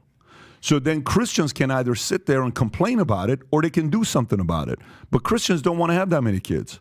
Christians are not having 4, 5, 6 kids. He has 5. You said you have 5 sons? 5 sons? Okay, he's got 5 sons. I don't know how many of you have 5 sons at this table. I got 2 and 2 girls. 5 sons is going to be the rest of us, right? If he's going to keep having these kids.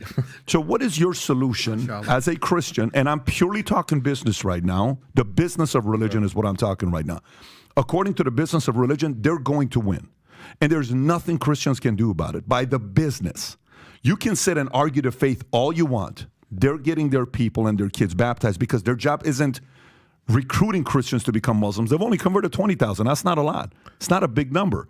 But they're getting more kids, and they're raising their kids with the loyalty to the parents, and they're following that faith, and they're growing bigger, and we're not doing that. What are your thoughts to that? Well, if you're asking me what the solution is, obviously Christians have to recover a sense of their faith and a sense of what's at stake. Because what you're talking about will happen if this continues, is that the United States will look like Egypt or Saudi Arabia or Iran. Those were not always the heart of the Islamic world. Those were conquered and Islamized. And the Christians were, like Rashid was saying, were made second class, made subject to all kinds of humiliating and discriminatory regulations, and had to pay a special tax that's specified in the Quran, chapter 9, verse 29. And they ultimately, most of them in those areas, and in North Africa, other areas like that, many of them thought, why am I suffering this and having to live in this way? All I have to do is convert to Islam and I can live a decent life. And most of them did. And so you have areas that were 99% Christian, and now they're 99% Muslim. And so people don't realize, they look at Egypt and they say, well, that's the Islamic world. They don't realize that these things are always in flux, and that exactly what happened there is beginning to happen in the West. And so I think that if Christians were to come to realize what's at stake, which would be extraordinarily difficult given the amount of propaganda and falsehood that's spread about these issues in the mainstream, then they might begin to realize that they need to take What's the solution, though? What's the next steps? What is the solution from your standpoint? They have to have larger families, certainly, and have to meet the dawah, the proselytizing initiatives, and be able to answer all the objections, to show the inhumane aspects of Christians Islam. are not that united. These guys are Right, united. exactly. So Christians are competing against each other. Muslims are more united. Yeah. Oh, they're not gonna- no, I disagree to Okay. that. We have Shia, we have Sunni. They are fighting each other. I They're agree. killing each Fair other. enough, yes. And so they are not really united. And if you go to Salafis, they will make the Sufis as mushriks. But would you polytheists. agree that Sunnis and Shias are united at least in the values? No, Not necessarily because, the cousin or, that's the history part where who got the passed down. I'm talking purely values and philosophies. You know what? Muslims will claim we are 1.7, and when you ask them details, they will be Ahmadis are not Muslims, Shia are not Muslims, and you will find just the guy in his mosque at the end instead of 1.7. I lived that. When you really scrutinize them, you will find just the guy in his mosque. They are the ones. Actually, Muhammad said his people will divide to 73 groups. And one of them only go to heaven. So 72 of them, they're just like kuffar. They are not really Muslims. So let's go back to that. Replacement rate, for example, in some countries like Iran is below 2.1. In Turkey, it's below 2.1. In others, they are below that. So there is a huge drop. For example, in Morocco, I think it was like 6.9, and now it's like 2.8 or 2.7. So next generation will be below replacement rate. So they will suffer also from. You believe that? So you believe their numbers is going to go below the Christian replacement? I will believe they will drop because we have so many challenges, economy, so many other things. And another thing, they don't count how many people are leaving Islam. We don't have statistics. I have statistics, for example, people who write to me, according just to my show, from Morocco, from Algeria, from Iran, for example. So many people are leaving to atheism, to Christianity, to other worldviews. In Egypt, in Saudi Arabia, so they don't count that. I still count it as a Muslim in the 1.7. Yep. And many people like me. So if they give freedom and we do real surveys, we will have the number less. Another thing, what Islam is left? The West forced Muslims to abolish slavery, to not practice the real Islam, like amputing hands and feet and crucifying. They are now forcing them to have one wife. So Islam, the version of Islam in the Muslim world is not really what they are preaching. So what Muslims do we have? According to their standards, probably most of them are kafir. And not only that, it's because of the death penalty for apostasy that this is unreported. But also there was a survey, and people did answer the anonymous survey recently in Iran. Only 40% of the population identified as Muslim. Now that's extraordinary, and it shows how inhumane Sharia Islamic law Who is. ran that poll? Who? I don't remember who ran it, but it's easy to find. We can look it up Rob, here. can you look it up? 1979 to now, Got it, we've right had there. Islamic law in Iran, and now 60% of Iranians have rejected Islam. That's because they've lived it since 1979, and they realize how much they don't like it. Yeah, I just want to comment because they're talking a lot about the supposed disunity amongst Muslims as if you don't have that in Christianity, right? Oh, yeah, you do. You do, right? So, Rashid, I know that Robert here is Eastern Orthodox. He used to be Catholic. What denomination or sect of Christianity do you belong to? Because we are converts in Morocco, we don't follow anything. We just follow I'm saying, the like, gospel. do you go to a specific church? I went to many. Orthodox, Protestant, I don't care. Okay, so anyway, my point is you have the three main sects in Christianity, the Protestants, the Catholics, the Eastern Orthodox. Historically, they fought with each other over very, what from the outside people would think, well, why are they fighting over this? I mean, today, the Orthodox and Catholics are fighting over doctrines like the filioque, whether or not the Holy Spirit proceeds forth from the Father and the Son, or the Father alone eternally. And they're completely divided on this, and call each other heretics and all kinds of stuff. So to act as if, right, there's this division among Sunnis and Shia, when, as I think Patrick rightly pointed out, we have much more in common in terms of our actual values. We differ in terms of certain historical doctrines, but that's another story. On the other hand, you have so many different sects within Christianity, so many different denominations, all of them disagree and consider each other to be heretics. So for you to make that accusation and critique of Islam, I just don't think is correct. It opens up. Look at the history of the Catholics versus Protestants in Europe. Over 5 million killed in the wake of the Protestant Reformation. So, I mean, that's a That applies to Christianity more than Islam. But going back to Patrick's point is that you want to grow your numbers and grow the Christian population. I want to help Christians grow because I think a world that has more Christians is better than a world that has more atheists. But how can you have more Christians when you don't really believe in the Bible? We have the seeds of the destruction of Christianity right in this podcast, because when you look at the way that Robert and Rashid describe the Bible, they describe it as a book of fables, and it can continue to evolve. I didn't say that. This is going to cause apostasy. This is going to cause a decrease in faith. Like, why should I take Christianity seriously when it just evolves and it changes over time? I can't connect my practices and my beliefs as a Christian today with the historical Jesus. So why am I going to maintain myself as a Christian? And then also the whole theology, which we haven't discussed at all today. Like, the 95%. Monotheism is 80 to 90% of the world believes in monotheism, in one God.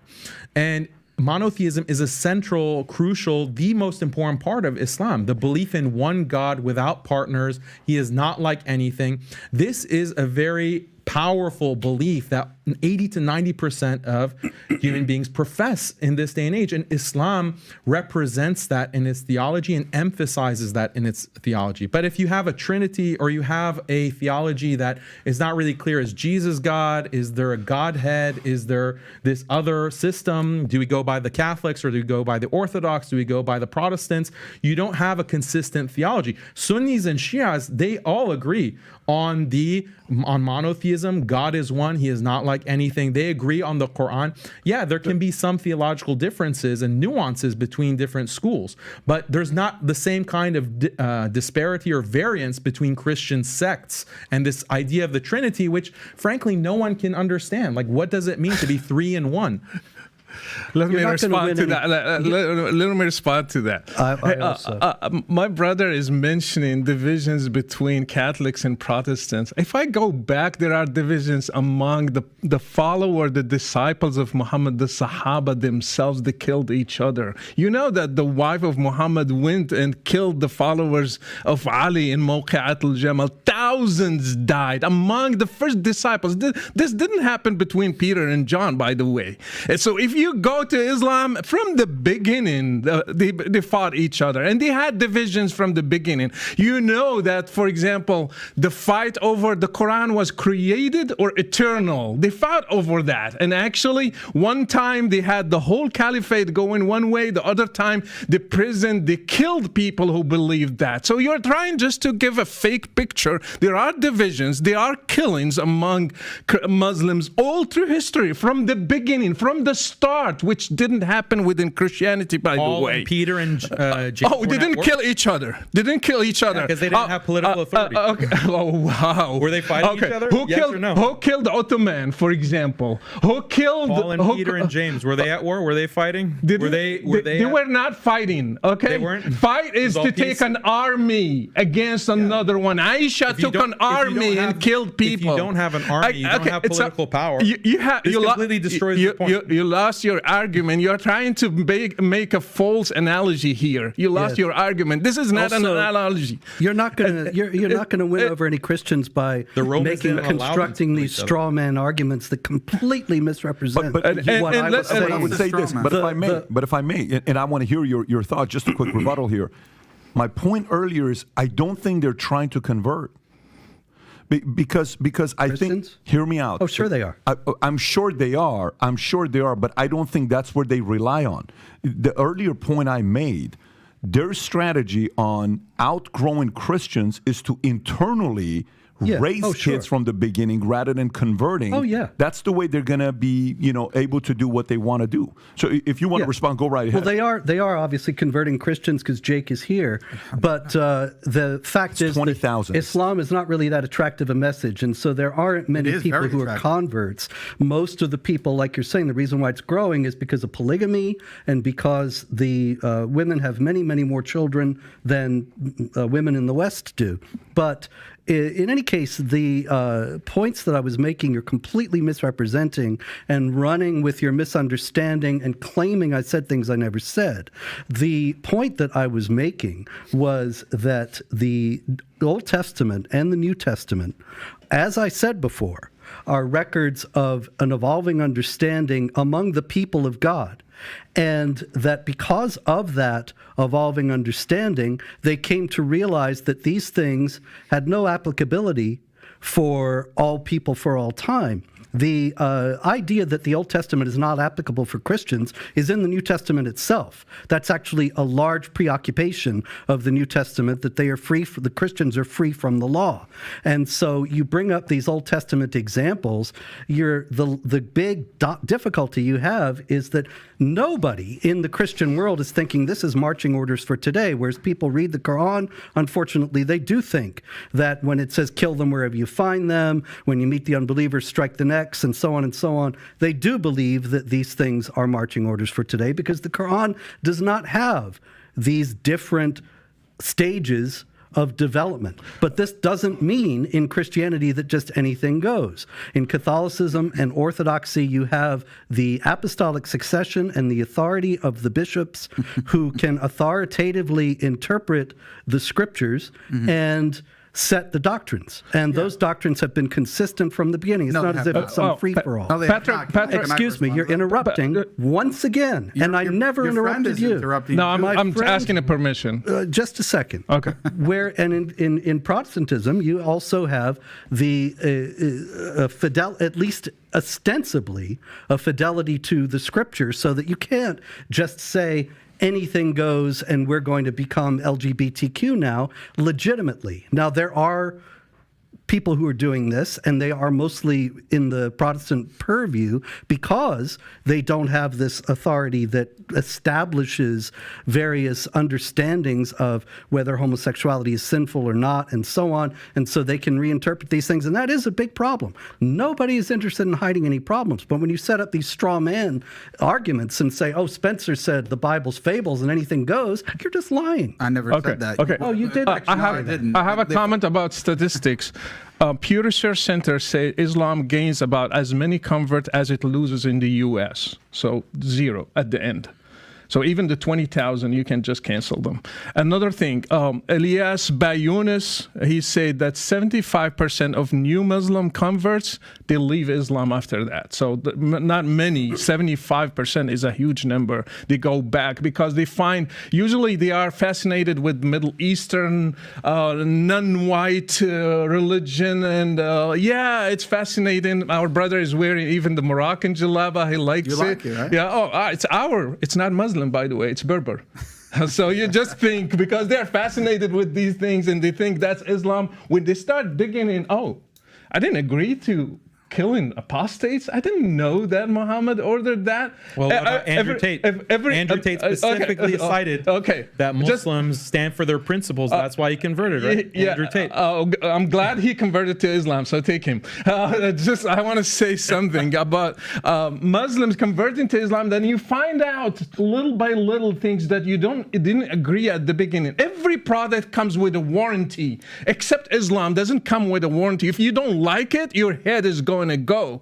So that's why it's not an appealing religion, and people start rejecting it after defining these little details inside. I want to give them an opportunity to respond, and then we can go to the next issue. Yeah, I'd like to respond because Robert brought up apostolic succession and claims that these doctrines have been held, since the beginning of Jesus. Jesus proclaimed his message to the apostles, and they passed it on to early church fathers, and then all the way down the line, and it's been this consistent message throughout.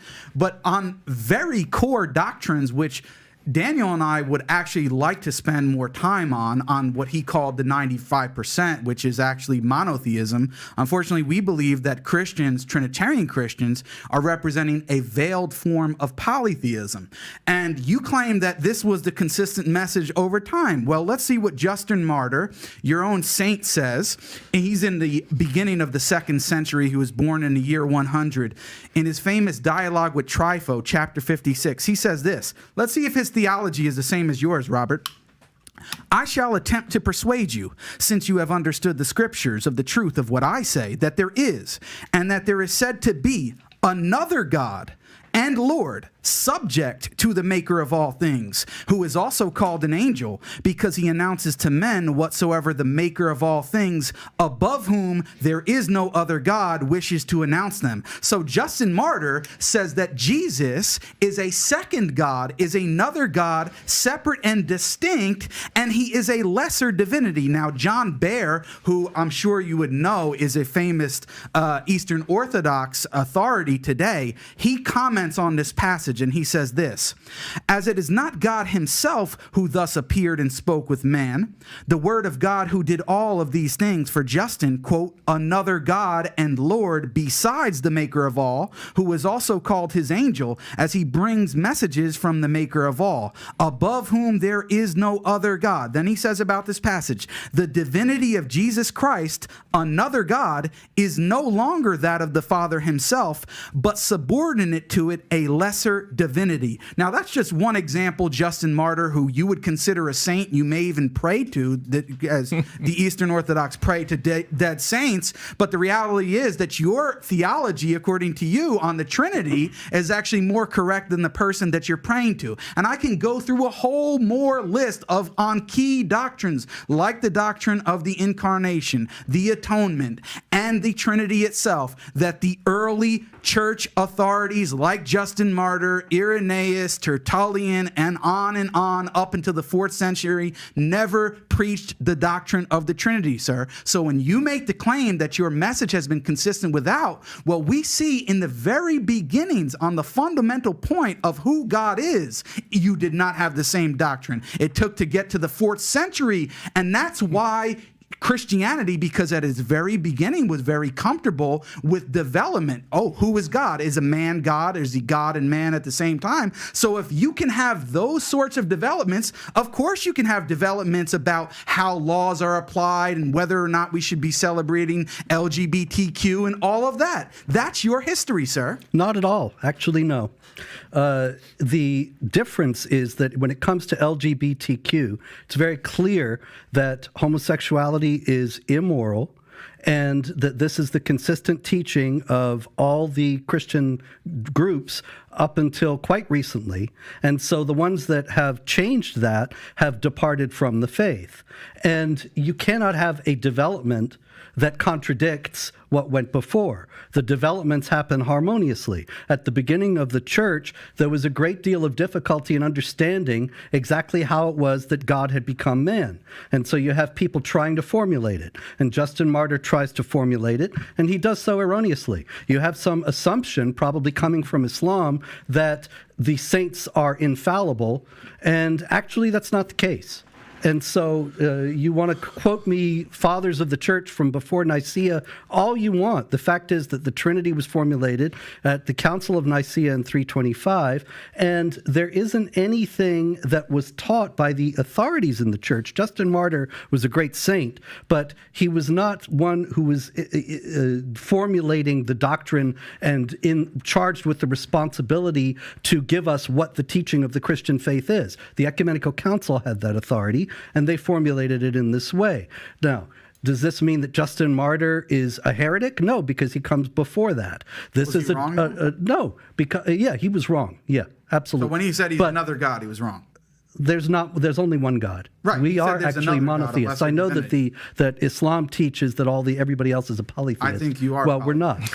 And so Justin Martyr was wrong about that. I'd be happy to speak and about that that just next time. doesn't pose a problem for Christianity. It does, because as you said, the doctrine of the Trinity doesn't come until the 4th century. So why? No, there were people teaching it from the beginning. Justin Martyr wasn't. Robert, I let you talk. You're interrupting me now. Listen, as I said, you just said that the doctrine of the Trinity came about and was established at the Council of Nicaea in the 4th century in the year 325. We can talk about it another time, because we would actually like to talk about theology. We want to talk about that 95%. So maybe we can do that another time. But the point is, and I challenge you, and I will be happy to debate this another time, that in the first 300 years of the church, you do not have a single church father, whether it be Justin Martyr, Irenaeus, if you want to go to Tertullian, although some people think think he's just a church writer.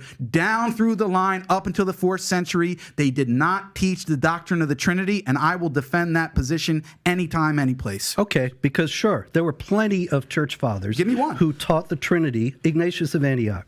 There were plenty of church fathers who taught the Trinity before Nicaea. It didn't spring out of nowhere. Basil the Great writes about it quite extensively, and so it's you acting like it was. Basil was when? Some people made it year up. was Basil? Well, he comes after the definition, but I'm saying that So he he's after, explains. so what's the right. point? So you We're think talking that about before. he's one of the great saints, and he's revered as also one who is explaining and formulating the doctrine of the Trinity. Yeah, exactly. Then I'd like to transition to the next story. Yeah, we're We can getting do this in the another weeds time. here, We are. but That's this is what a I lot of didn't want to hooey. do. That's why I said we went through that part at the beginning. We have a few different things to go through. So, Dylan Mulvaney, okay, transgender, Bud Light, he comes out, he's going viral. He cost Bud Light, Anheuser-Busch, I don't know, $29, $30 billion. It's a lot of money it cost him, right? If Dylan Mulvaney today has a change of heart, okay, goes to sleep, cannot sleep all night, is praying, boom, he wants to find God. Would the religion of Christianity or Muslim welcome Dylan to convert to become a Muslim or a Christian? Would Muslim welcome Dylan Mulvaney? Yeah, if he accepts that he cannot be other than his biological sex, that would be acceptable. Like when you become Muslim, it just requires saying the testification of faith. There is no God but God. There is no God but Allah, and Muhammad is his final messenger. Then you become Muslim, and that wipes away everything that you've done previously. You start with a completely clean slate. So everyone is welcome to become Muslim, and we invite everyone. So even a Dylan Mulvaney could be a Muslim. Yeah. On your end, Dylan Mulvaney lived a different kind of a life, wants to become a Christian, change his life. What position does the Christian faith take? Welcome. yeah, anybody can repent and become a Christian. Actually, Christianity is for sinners, people who admit their sins and want to follow Jesus so he can live a better life and has his life changed. And that's what happened to me and happens to millions. Well, in case he's watching, you have two choices now, Dylan. Which direction you want to go, okay? But I wanted agree. to clarify that for him. I agree with Daniel. Yeah. He needs to admit he's a guy. Great. And I'm sure if he's going to go through that, he'll do it.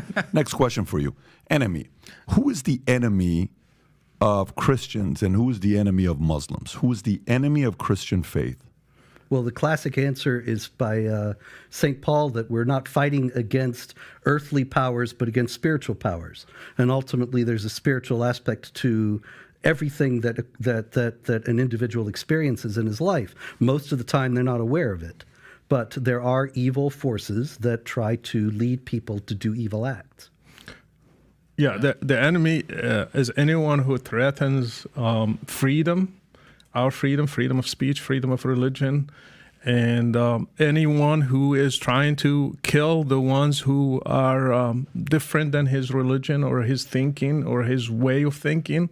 So any worldview that will threaten my freedom, my way of life, my way of changing, choose today to be a Christian, tomorrow a Jew, tomorrow an atheist, anything that will threaten that my choices and will force me just to follow one way, I will consider it an enemy. Yeah, so that's an interesting answer. It seems like his religion is secularism and not the Christianity. But when it comes to Islam, the biggest enemies defined in the religion is number one, Satan, because he tempts people and takes them off of the straight path. Then what's called dunya, which is like the worldly life, which is a delusion, the life to come, the afterlife. That is the true reality. Dunya, exactly. So we have to be focused on God and worshiping him and being on the straight path. And then also our desires like lust that will cause us to commit sins. And then also our ego, which is called nafs, the ego which tells us that we're greater than God, that we are more important and that we are better than others just because we are who we are. These are the four spiritual enemies of humankind. And then in terms of a worldly perspective, I would say liberal secularism is the biggest enemy to all traditional people, Muslim, Christian, and it is the world power today. Did you have anything to say, or are you good? No, I mean, I just be reiterating what Daniel said. Sounds good. So here's a question I got for you. Obviously, in America, everybody here lives somewhere in America, right? We all live in America. Yeah. And there's a reason why we're here. We'd like to stay here, God willing, make our life work, make things work, and make it a place where we can raise our kids, have a family. Actually, I don't want to, but You want to move out of here, Yeah. so you're looking Soon at as other possible. places. Really? Yeah. Have you thought about some places? Morocco. Oh, so you want to go where he is from? Yes. Okay, any reason for it? What's your reasoning? My wife is from Morocco, and I've been there many times. I've spent a lot of time there, and I enjoy it. And I want to. I haven't had any children yet, and I am actually afraid about the American society and the way it's going, especially over the past 10 years. And I don't want to raise my children here. And by the way, to be fair, a lot of parents are also concerned about what's going on in America today. So good for you for actually wanting to go there. So here's one part that's confusing to me. About 3/4 of people, of Muslims, voted for Hillary Clinton when she ran for office. About 3/4. This is not too long ago they voted for it. That's Muslims, right? Today, 74% of Muslims vote Democratic. Okay, when I look at values and principles, I'll give you top 10 issues for the 2024 ticket for Democrats and Republicans. And I kind of want to get your thoughts here because this is an area where I feel like, Muslims and Christians can actually be unified in certain areas. And if we do, it's going to be a formidable opponent to go up against. I'm sure they're not going to like this. So 10 most important issues for Democrats in 2024. Number 1, climate change and environmental policy. Number 2, healthcare. 3, Black Lives Matter, police reform, things like that. 4, economic inequality. 5, voting rights. 6, education, then gun control, foreign policy, national security, labor rights, and jobs, okay? The left is more pro-LGBTQ, that being taught in schools. It's things that they're open to the idea. What's wrong with that? Let them learn at an early age, et cetera, et cetera. On the right, Republicans, economic policy and taxation, number 1. Number 2, conservative judiciary, okay? So Supreme Court having conservatives being conservative, Supreme Court being conservative. Mm-hmm. Immigration, border security. 4, Second Amendment rights. National security and defense. Social and cultural issues like abortion, religious freedom, opposition to certain aspects of the cultural wars, etc., race, critical race theory, LGBTQ, some of the focal points. 7, election integrity. 8, state rights and federalism. 9, energy and environmental policy. And 10 being healthcare. So Dems, healthcare number 2, Republicans 10. When I talk to a lot of Muslims, the values and the way they raise their kids and their families, I don't see any of it that would match much of what the left is presenting. Why do so many Muslims vote Democratic? Well, it happened after Bush. It happened after Bush basically pushed through this Patriot Act, which criminalized so many Muslims just for their beliefs. So many imams were deported, so many imams in America, like American imams, just based on technicalities. So many imams were put under investigation, put on watch list, no-fly list, which was expanded under Obama, actually.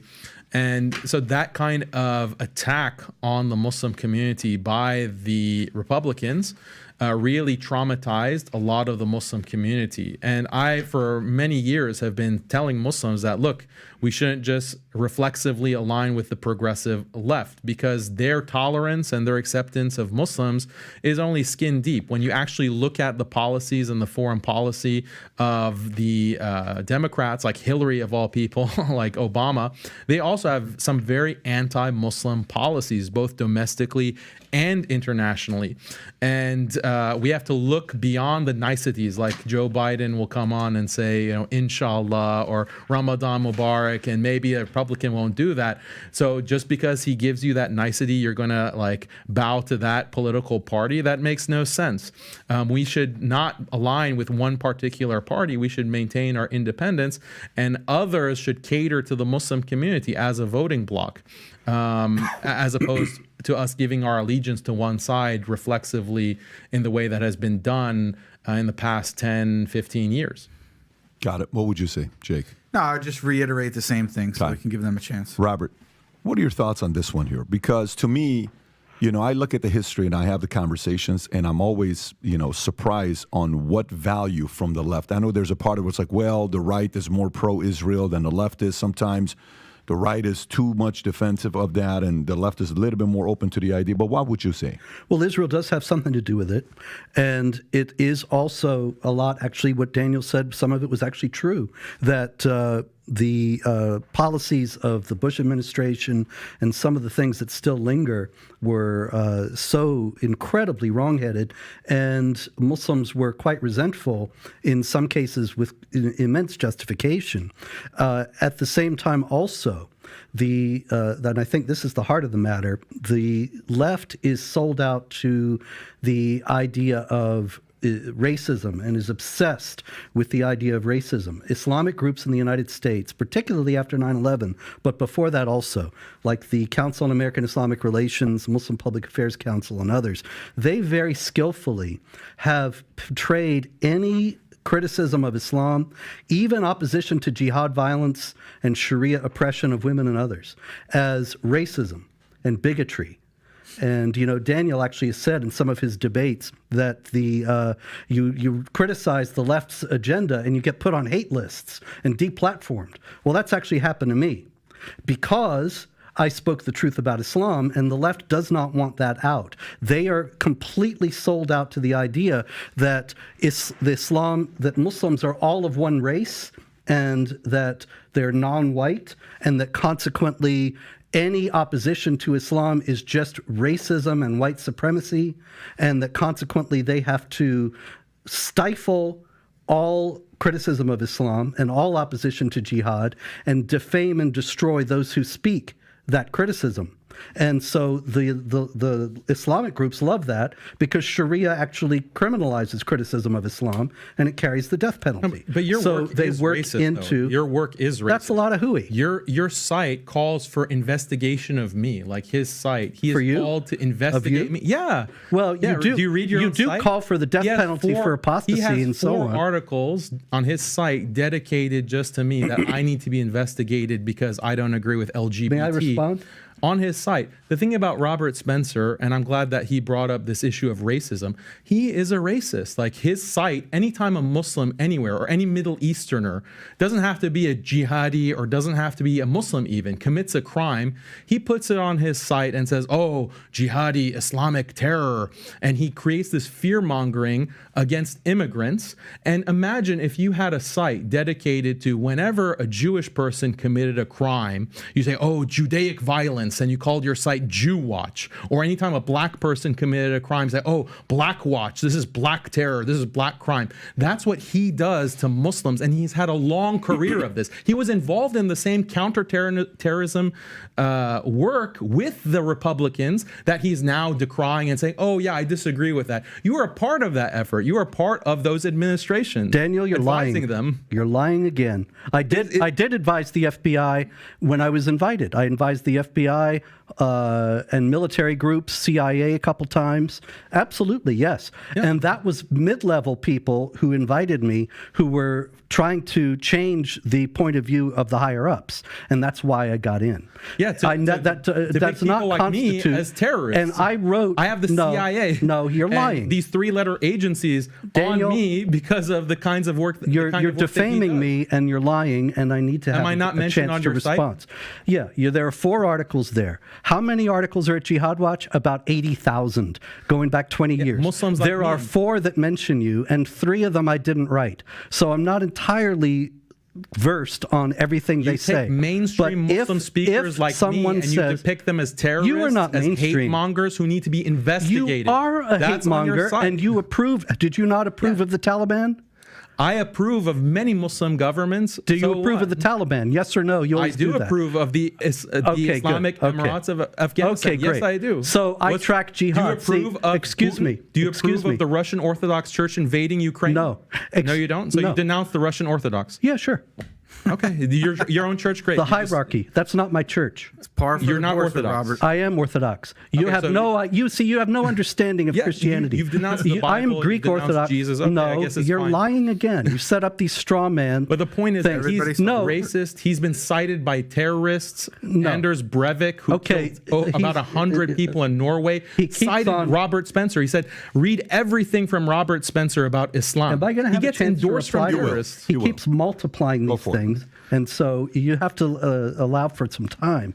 Would you accept with a site called Jew Watch? Answer that. It's not an analogy. If my sites were Muslim Watch, then yeah, you would have a point. But it's not. It's Jihad Watch. And jihad is people killing innocent people, terrorist activities, flying the planes into the buildings on 9/11. And so I track jihad activity. Muslims didn't fly any planes into anything. Excuse me, you are interrupting again. And you were trying to make sure that I can't answer this defamation because you know that it's lies and you want to make sure the truth doesn't get out. But the fact is that the site tracks jihad activity, and it is a lie that if a Middle Eastern or a Muslim person commits a crime, I put that on the site. I only put it on the site if there is justification for the behavior in Islamic texts and teachings. You think that Islam advocates for random killing of people? That's false. There are plenty of Islamic authorities that I can give you there are plenty who justify that kind of thing. Verses in the Bible that justify that kind of thing. So anytime a Jew commits a crime, you are interrupting yet again. You put it on a site and call it Jew Watch. Excuse me. There are plenty of Muslims who will justify, Muslim clerics who justify the behavior, and I give the quotes. People that have been condemned. Excuse me. We can give them. And as far as Breivik goes, I knew this was going to come up at some point. It is a total lie. It was a total lie from the beginning. And I was ready for it. So I actually have what Breivik actually said. The Muslims showed us that deadly shock attacks are the only tool we have at the moment, which will guarantee that our voice is heard. That's on page 1351 of his insane Read what he says about you. Yeah. Read what he says about you. He quotes me, and he quotes a lot of other people. He says, I recommend everything Robert Spencer has written on Islam. Did he say that or not? Did he say that or not? Yes, he did say that. Okay. Now, do you realize what you're saying here, what you're getting yourself into here? No, I just want to make me. You excuse me. You keep talking over me because you do not want the truth to get out. You asked me a question. Now, you asked me a question. Breivik you have the same ideology as Breivik. Actually said, you have the same anti-immigrant ideology as Breivik. Breivik actually criticized me because I would not call for violence. Can you unpack for the audience what you guys are talking about? Breivik is this crazy man in Norway who killed 77 people at a youth camp. They were not Muslims, incidentally. They were just kids. He was a nut. He was a lunatic, and he wrote this 1,300-page manifesto, which is very suspect. Because, for example, one of the reasons why I'm mentioned many times in it is because in it is the entirety of the script of a documentary I was in 2002. And I asked the producer of the documentary, how did this lunatic get the transcript of the documentary?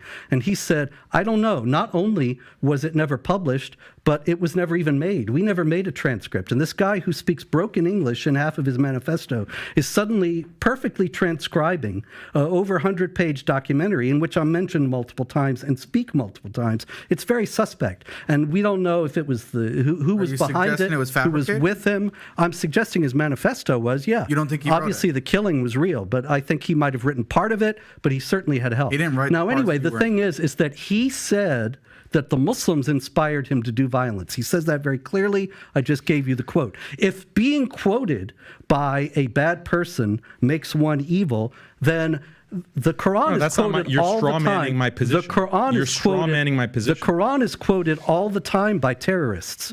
So if I am guilty because Breivik quoted me, then the Quran is guilty because terrorists quoted all the time. I'm going to give Daniel a chance to respond, and then we have 17 minutes left. I haven't even finished responding to everything else he said before. Did you have a follow-up on what you wanted to say? So the thing is, my point wasn't that, he just cited Robert and that makes Robert bad. That wasn't my point. My point was that Robert shares the same ideology as that terrorist. The terrorist had the view that immigrants are a problem, specifically Muslim immigrants. They cause a problem for Western society. We need to stop immigration. This is a white supremacist, white replacement type of ideology, which Robert either shares or he basically facilitates with his site, which takes any time a Middle Eastern person commits a crime. And the best example, he claims that, we check whether the person has a Muslim background and has some kind of Muslim ideology. This is false. Just recently in June, there was a Syrian who stabbed children in France. And Robert immediately posted up another Muslim jihadi attack on his Twitter. His site put up an article. Then it turns out that this guy is a Syrian who's a Christian. His name is Abdul Masih, which means slave of the Messiah. He's a Christian. And all of the major news reports, BBC, France 24, reported that this was a Christian, actually. Robert doubled down and he said, no, this is a Muslim. And his site continues to have an article up that says this Christian is actually a Muslim who stabbed children in a playground. This shows that's a racist. This is a racist ideology that he's promoting because it's not based on ideology. He just sees a Middle Eastern name and says this is Islamic terror. And that's just one recent example. Many examples of this. Recently, like there was a stabbing I would in like Brooklyn. to spend 2 more minutes on this. Okay. Because then I have to have a chance to respond. You have a go forward and respond, and we're going to move on to the next As far as topic. the guy in June goes, he said he was stabbing babies, and he says, "Praise be to Jesus Christ." Now, this is obviously he's somebody who's trying to imitate whether he's a Muslim who is pretending to be a Christian. ISIS has called for Muslims to pretend to be Christians in the West and carry out terror attacks. So that's a possibility. Also, there were people who knew him who stepped forward, and there were stories about it in the French press that said he was actually a Muslim. So I reported on these things. And I reported when he said he was a Christian, it's all there. It was a developing story, and there were several articles that we had about it. But the idea that there was some deception, much less racism, that's just Daniel trying to demonize somebody who actually agrees. I agree with Daniel about Islam. That's what I'd like to do. That's the funny thing about it. That's why you call for my investigation. I didn't. I'd like to go to the next phase. But I think you should be, yeah. You agree. There you go. I'd like to go to the next phase. What do Christians and Muslims have in common? What do they have in common?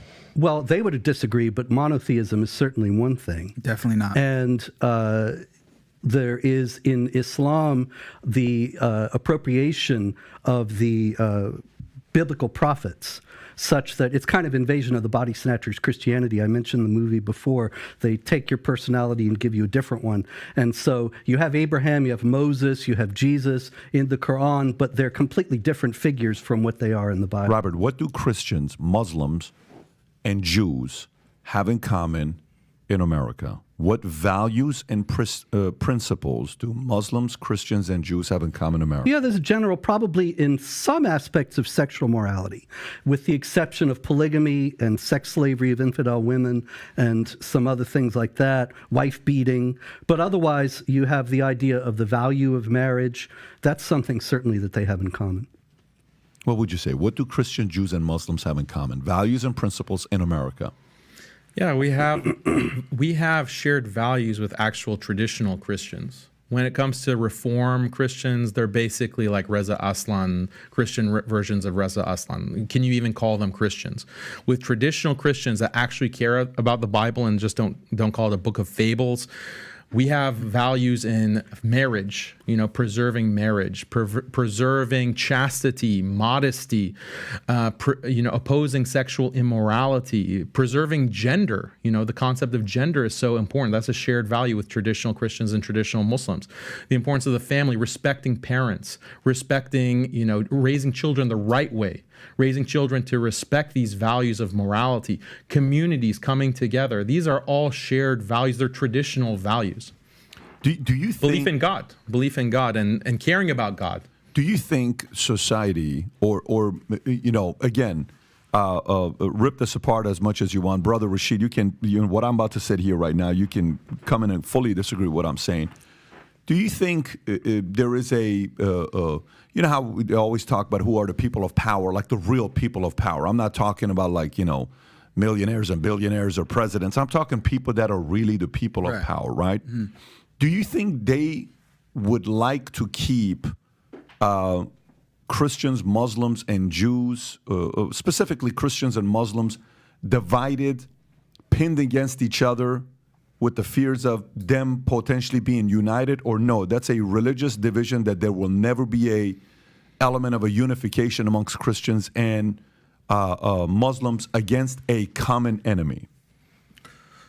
I mean, as somebody who studied Islam, Islam puts Christians and Jews as the first enemies from it started. A little closer to the mic. Muhammad's enemies, they were Jews and Christians. He never mentioned Buddhists or Hindus or any other religion. He mentioned basically Christians and Jews. So that Muslims inherited that enmity from Muhammad until today. If you ask them who is the enemy, they will be the West. If you go to Morocco, for example, do statistics, it will be the West, especially America and Israel, because they represent Christians and Jews. So when the Quran says, do not take Jews and Christians as friends, do you think what happened to Jews and Christians through history was just random or was based on doctrine? When the Quran says, like, you have to fight the Christians and Jews until they submit and they give the jizya, do you think that enmity started back then in the 7th century, or it just somebody caused it today? The enmity is inherited in the text. In the Umar ibn al-Khattab, he kicked the Jews and Christians from the Arabic Peninsula, and Muhammad said, I will kick out Christians and Jews until only Muslims are kept in the Arabic Peninsula. When he was dying in his deathbed, he said, cursed be on Jews and Christians because they took the graves of their prophets as shrines. So all these things are embedded in Islam. Actually, my book, the ideology behind Islamic terrorism, the first chapter is, in the beginning, it was hatred. So the beginning, the root of terrorism is hating who are not Muslims, especially Jews and Christians. There is a huge hatred. Actually, in the Sunnah, hating the non-Muslims is a must, is a part of faith. Al-wala' wal-bara, they have a doctrine called al-wala' wal-bara. You have to take only believers as your close friends and close allies, and you have to hate disbelievers. So this is inherited. If somebody want to follow Islam by the letter, he should take Christians and Jews as enemies. Look, I'll answer your question. The powers that be, do they want to divide Christians and Muslims? Yes, absolutely. The powers that be started this war on terror, and they started this attack on all religion and tradition. They started with Muslims, and they created this counter-extremism policy. If you have certain beliefs as a Muslim, you believe that we should follow the Quran as it was revealed, follow the Prophet Muhammad, peace be upon him, then you are an extremist, and we have the right to surveil you and detain you, etc. Now they've moved that from Muslims to Christians. Now Christians are coming under fire. All the tactics that were used against Muslims are now being used against Christians. Christians are being watched by the FBI. You go to protests like Drag Queen Story Hour at the public library or at the school board, you're on a watch list by the FBI. So these were tactics that are used by Muslims. Now they're being used against traditional Christians. And Robert Spencer was a part of that whole apparatus. So yes, the powers that be do want to divide Muslims and Christians because that way they can have an easier time. Most people are attracted to traditional religion. Most people hate feminism. Most people hate LGBT. Most people hate these new isms, these ideologies, and they want to stick to their traditions and values. How do the powers that be want to conquer those religions and values? Divide and conquer. So that definitely, I'm on the same page with you on that. Yeah, I only asked the question because, you know, when I started our own insurance company, this is the thing I can use, is because we attracted people from all walks of life. Mm-hmm. It didn't matter who it was, Black, Hispanics, Asians, Christians, Scientologists, atheists, Catholics, Hispanics, Catholics. And we figured out the way to find things that we had in common. We have disagreements. I disagree. I just had a very nice, friendly debate with one of our top guys who's a Muslim, and we had a religious debate, we had a political debate, but then we found a bunch of things we agree with, right? What they valued, what we value. Right. I don't think, eventually and I know I'm going to use this analogy because we talked about the mob earlier, and you were talking about what happens when you leave the mob, and you're talking about what happens when you leave the Muslim faith. Eventually in New York, the 5 mob families came together and they unified together, right? And I'm not using that analogy to say the similar things here, but I wonder what would happen if we realize that what they're trying to do to our kids, none of us agree with. None of us agree with. The whole saying goes that somebody can curse you out, and you're like, yeah, whatever. Hey, Robert, you're such a F in this. Okay, cool. Hey, you're such a F in this. All right, cool. Hey, let me tell you, you're a loser. Cool. All right. Hey, I'm going to turn your kids into teaching them about LGBTQ at 5 years old. I'm sorry? What did you say? I'm going to do that. In Armenians, like, you go after the mother? No, we're not doing that. You go after Prophet Muhammad? Hey, what are you talking about? What are you doing? This is not okay with us. I think, that's happening today, and I don't know if it's there right now, but I would be very interested in finding ways to get more and more of these communities together to talk. We're going to have differences. We're going to have philosophical differences when it comes down to religion and theology and this and that, of course. And by the way, I'm not sitting here saying I agree with some of the values and principles that your church offers or your faith offers. I can't live like that. But I respect the fact that you respect it and you're devoted to it. It doesn't mean it's something I want to do, but at the same time, you're talking family, you're talking kids, you're talking certain things that we could agree on, traditional values that you're talking about. I can get behind that. Somebody may watch us and they're Muslim, they're looking at Robert, and Robert's obviously the biggest antagonist on this show today because naturally you've written the most things that's upset the most from the Muslim side, so you're going to be a target. And you've taken it like you've been a good sport about it. You've sat here and you've heard and you've given your position. Jake's come at you very prepared. I think Jake has done a phenomenal job with his arguments that he's had. Daniel's been very respectful. Brother Rashid, you have been, from your standpoint, extremely passionate about what you've done. And to be quite frank, your testimony is probably the most powerful one out of all of ours at this table. Thank you. Because you've gone through it. You went through it. You've seen the pain. And at the end, though, the audience, I hope, gets to see again that we can sit down, have a conversation, be respectful. Everybody made their points. There was no limitations on what one could say. And I think the real bigger enemy is not going to like us finding ways to unify. I just don't think they are. And the role I'm playing here is an element of my own curiosity and long-term finding ways to, fastest way to eliminate an enemy is to turn him into an ally. I'm trying to find ways if we can have some kind of a relationship and unify folks from different sides and see where this can go. So having said that, we are at the end of the podcast, at the end of the discussion that we had. Appreciate everybody's sportsmanship and being respectful to one another. For the most part, everybody was respectful. Rob, let's make sure we put the links below to everyone's book so everybody knows, as well as if you do have a YouTube channel, if you'd like to promote it so people know to come and find you as well. You do have one. If you don't mind sharing yours, everybody, if you can do that, and then we'll wrap it up. Go for it. My YouTube channel is The Muslim Metaphysician. So if you just typed it in on YouTube or any social media platform, Twitter and whatever else, you should be able to find it there. I mostly discuss theology with Christians and atheists. So that's what I focus on, and you can find it there. Daniel?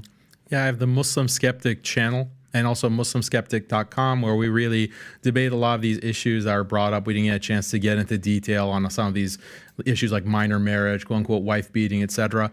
So I really analyze these topics and I explain them in a way that audiences can understand and really appreciate the Muslim perspective, the Islamic perspective.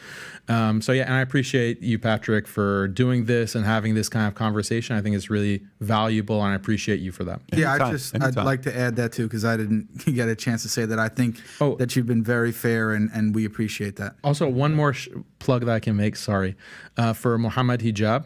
Because Muhammad Hijab, you talked to him and Eddie, and they facilitated this. So I really hope that you have Muhammad Hijab on here, because he's really a amazing Muslim public intellectual, and he'd be, you have a great conversation, inshallah. I would love to have a very influential gentleman like Muhammad Hijab, one from the Jewish community and one from the Christian community, for all of us to have a conversation together. I realize 2 hours is not enough, 2.5 hours is not enough. I think that may be 3-4 hours, but we'll figure something out. I know you have a channel. I know you're all over the place as well. Yeah, I actually, I'm a little bit lagging in terms of the videos. I have a YouTube channel, Jihad Watch Video, and every Wednesday evening, whenever we can do it, David Wood and I do a show, This Week in Jihad, covering the latest news. But unfortunately, I don't have a whole lot else there. I've been focusing on writing books. I have the Critical Quran and book, The Empire of God, How the Byzantines Saved Civilization, A History of the Roman Empire in the Byzantine Period, that's coming in November. I'm also writing a new biography of Muhammad, a critical biography, evaluating the historical value of the various texts. I'm about halfway done with that. That'll be out next year. Fantastic. Thank you, Brother Rashid. Yeah, I have a website called brotherrashid.com and also a YouTube channel called Brother Rashid TV, and also have Twitter account. You can find me, Brother Rashid. Facebook page. Have 2 million followers on Facebook page, so you can find me there. And also my book is on Amazon if you want to buy it. The ideology behind Islamic terrorism, it's there. What a weird podcast this is. I mean, seriously, if you think about it, But crazy. thank you so much, Patrick, for doing Yes, this. thank you very much. Anytime, guys. Thank you again for being respectful and being a sport about it. This was fantastic. Hopefully in the future we'll do many more of these again. Gang, for those of you that watched it, I hope you appreciated this conversation as much as I did. Have a wonderful weekend, and we'll do this again next week. Take care, everybody. Bye-bye, bye-bye. السلام عليكم. لا تنسوا الإعجاب بالفيديو والاشتراك في القناة تشجيعا لنا لنستمر بنشر المزيد إن شاء الله.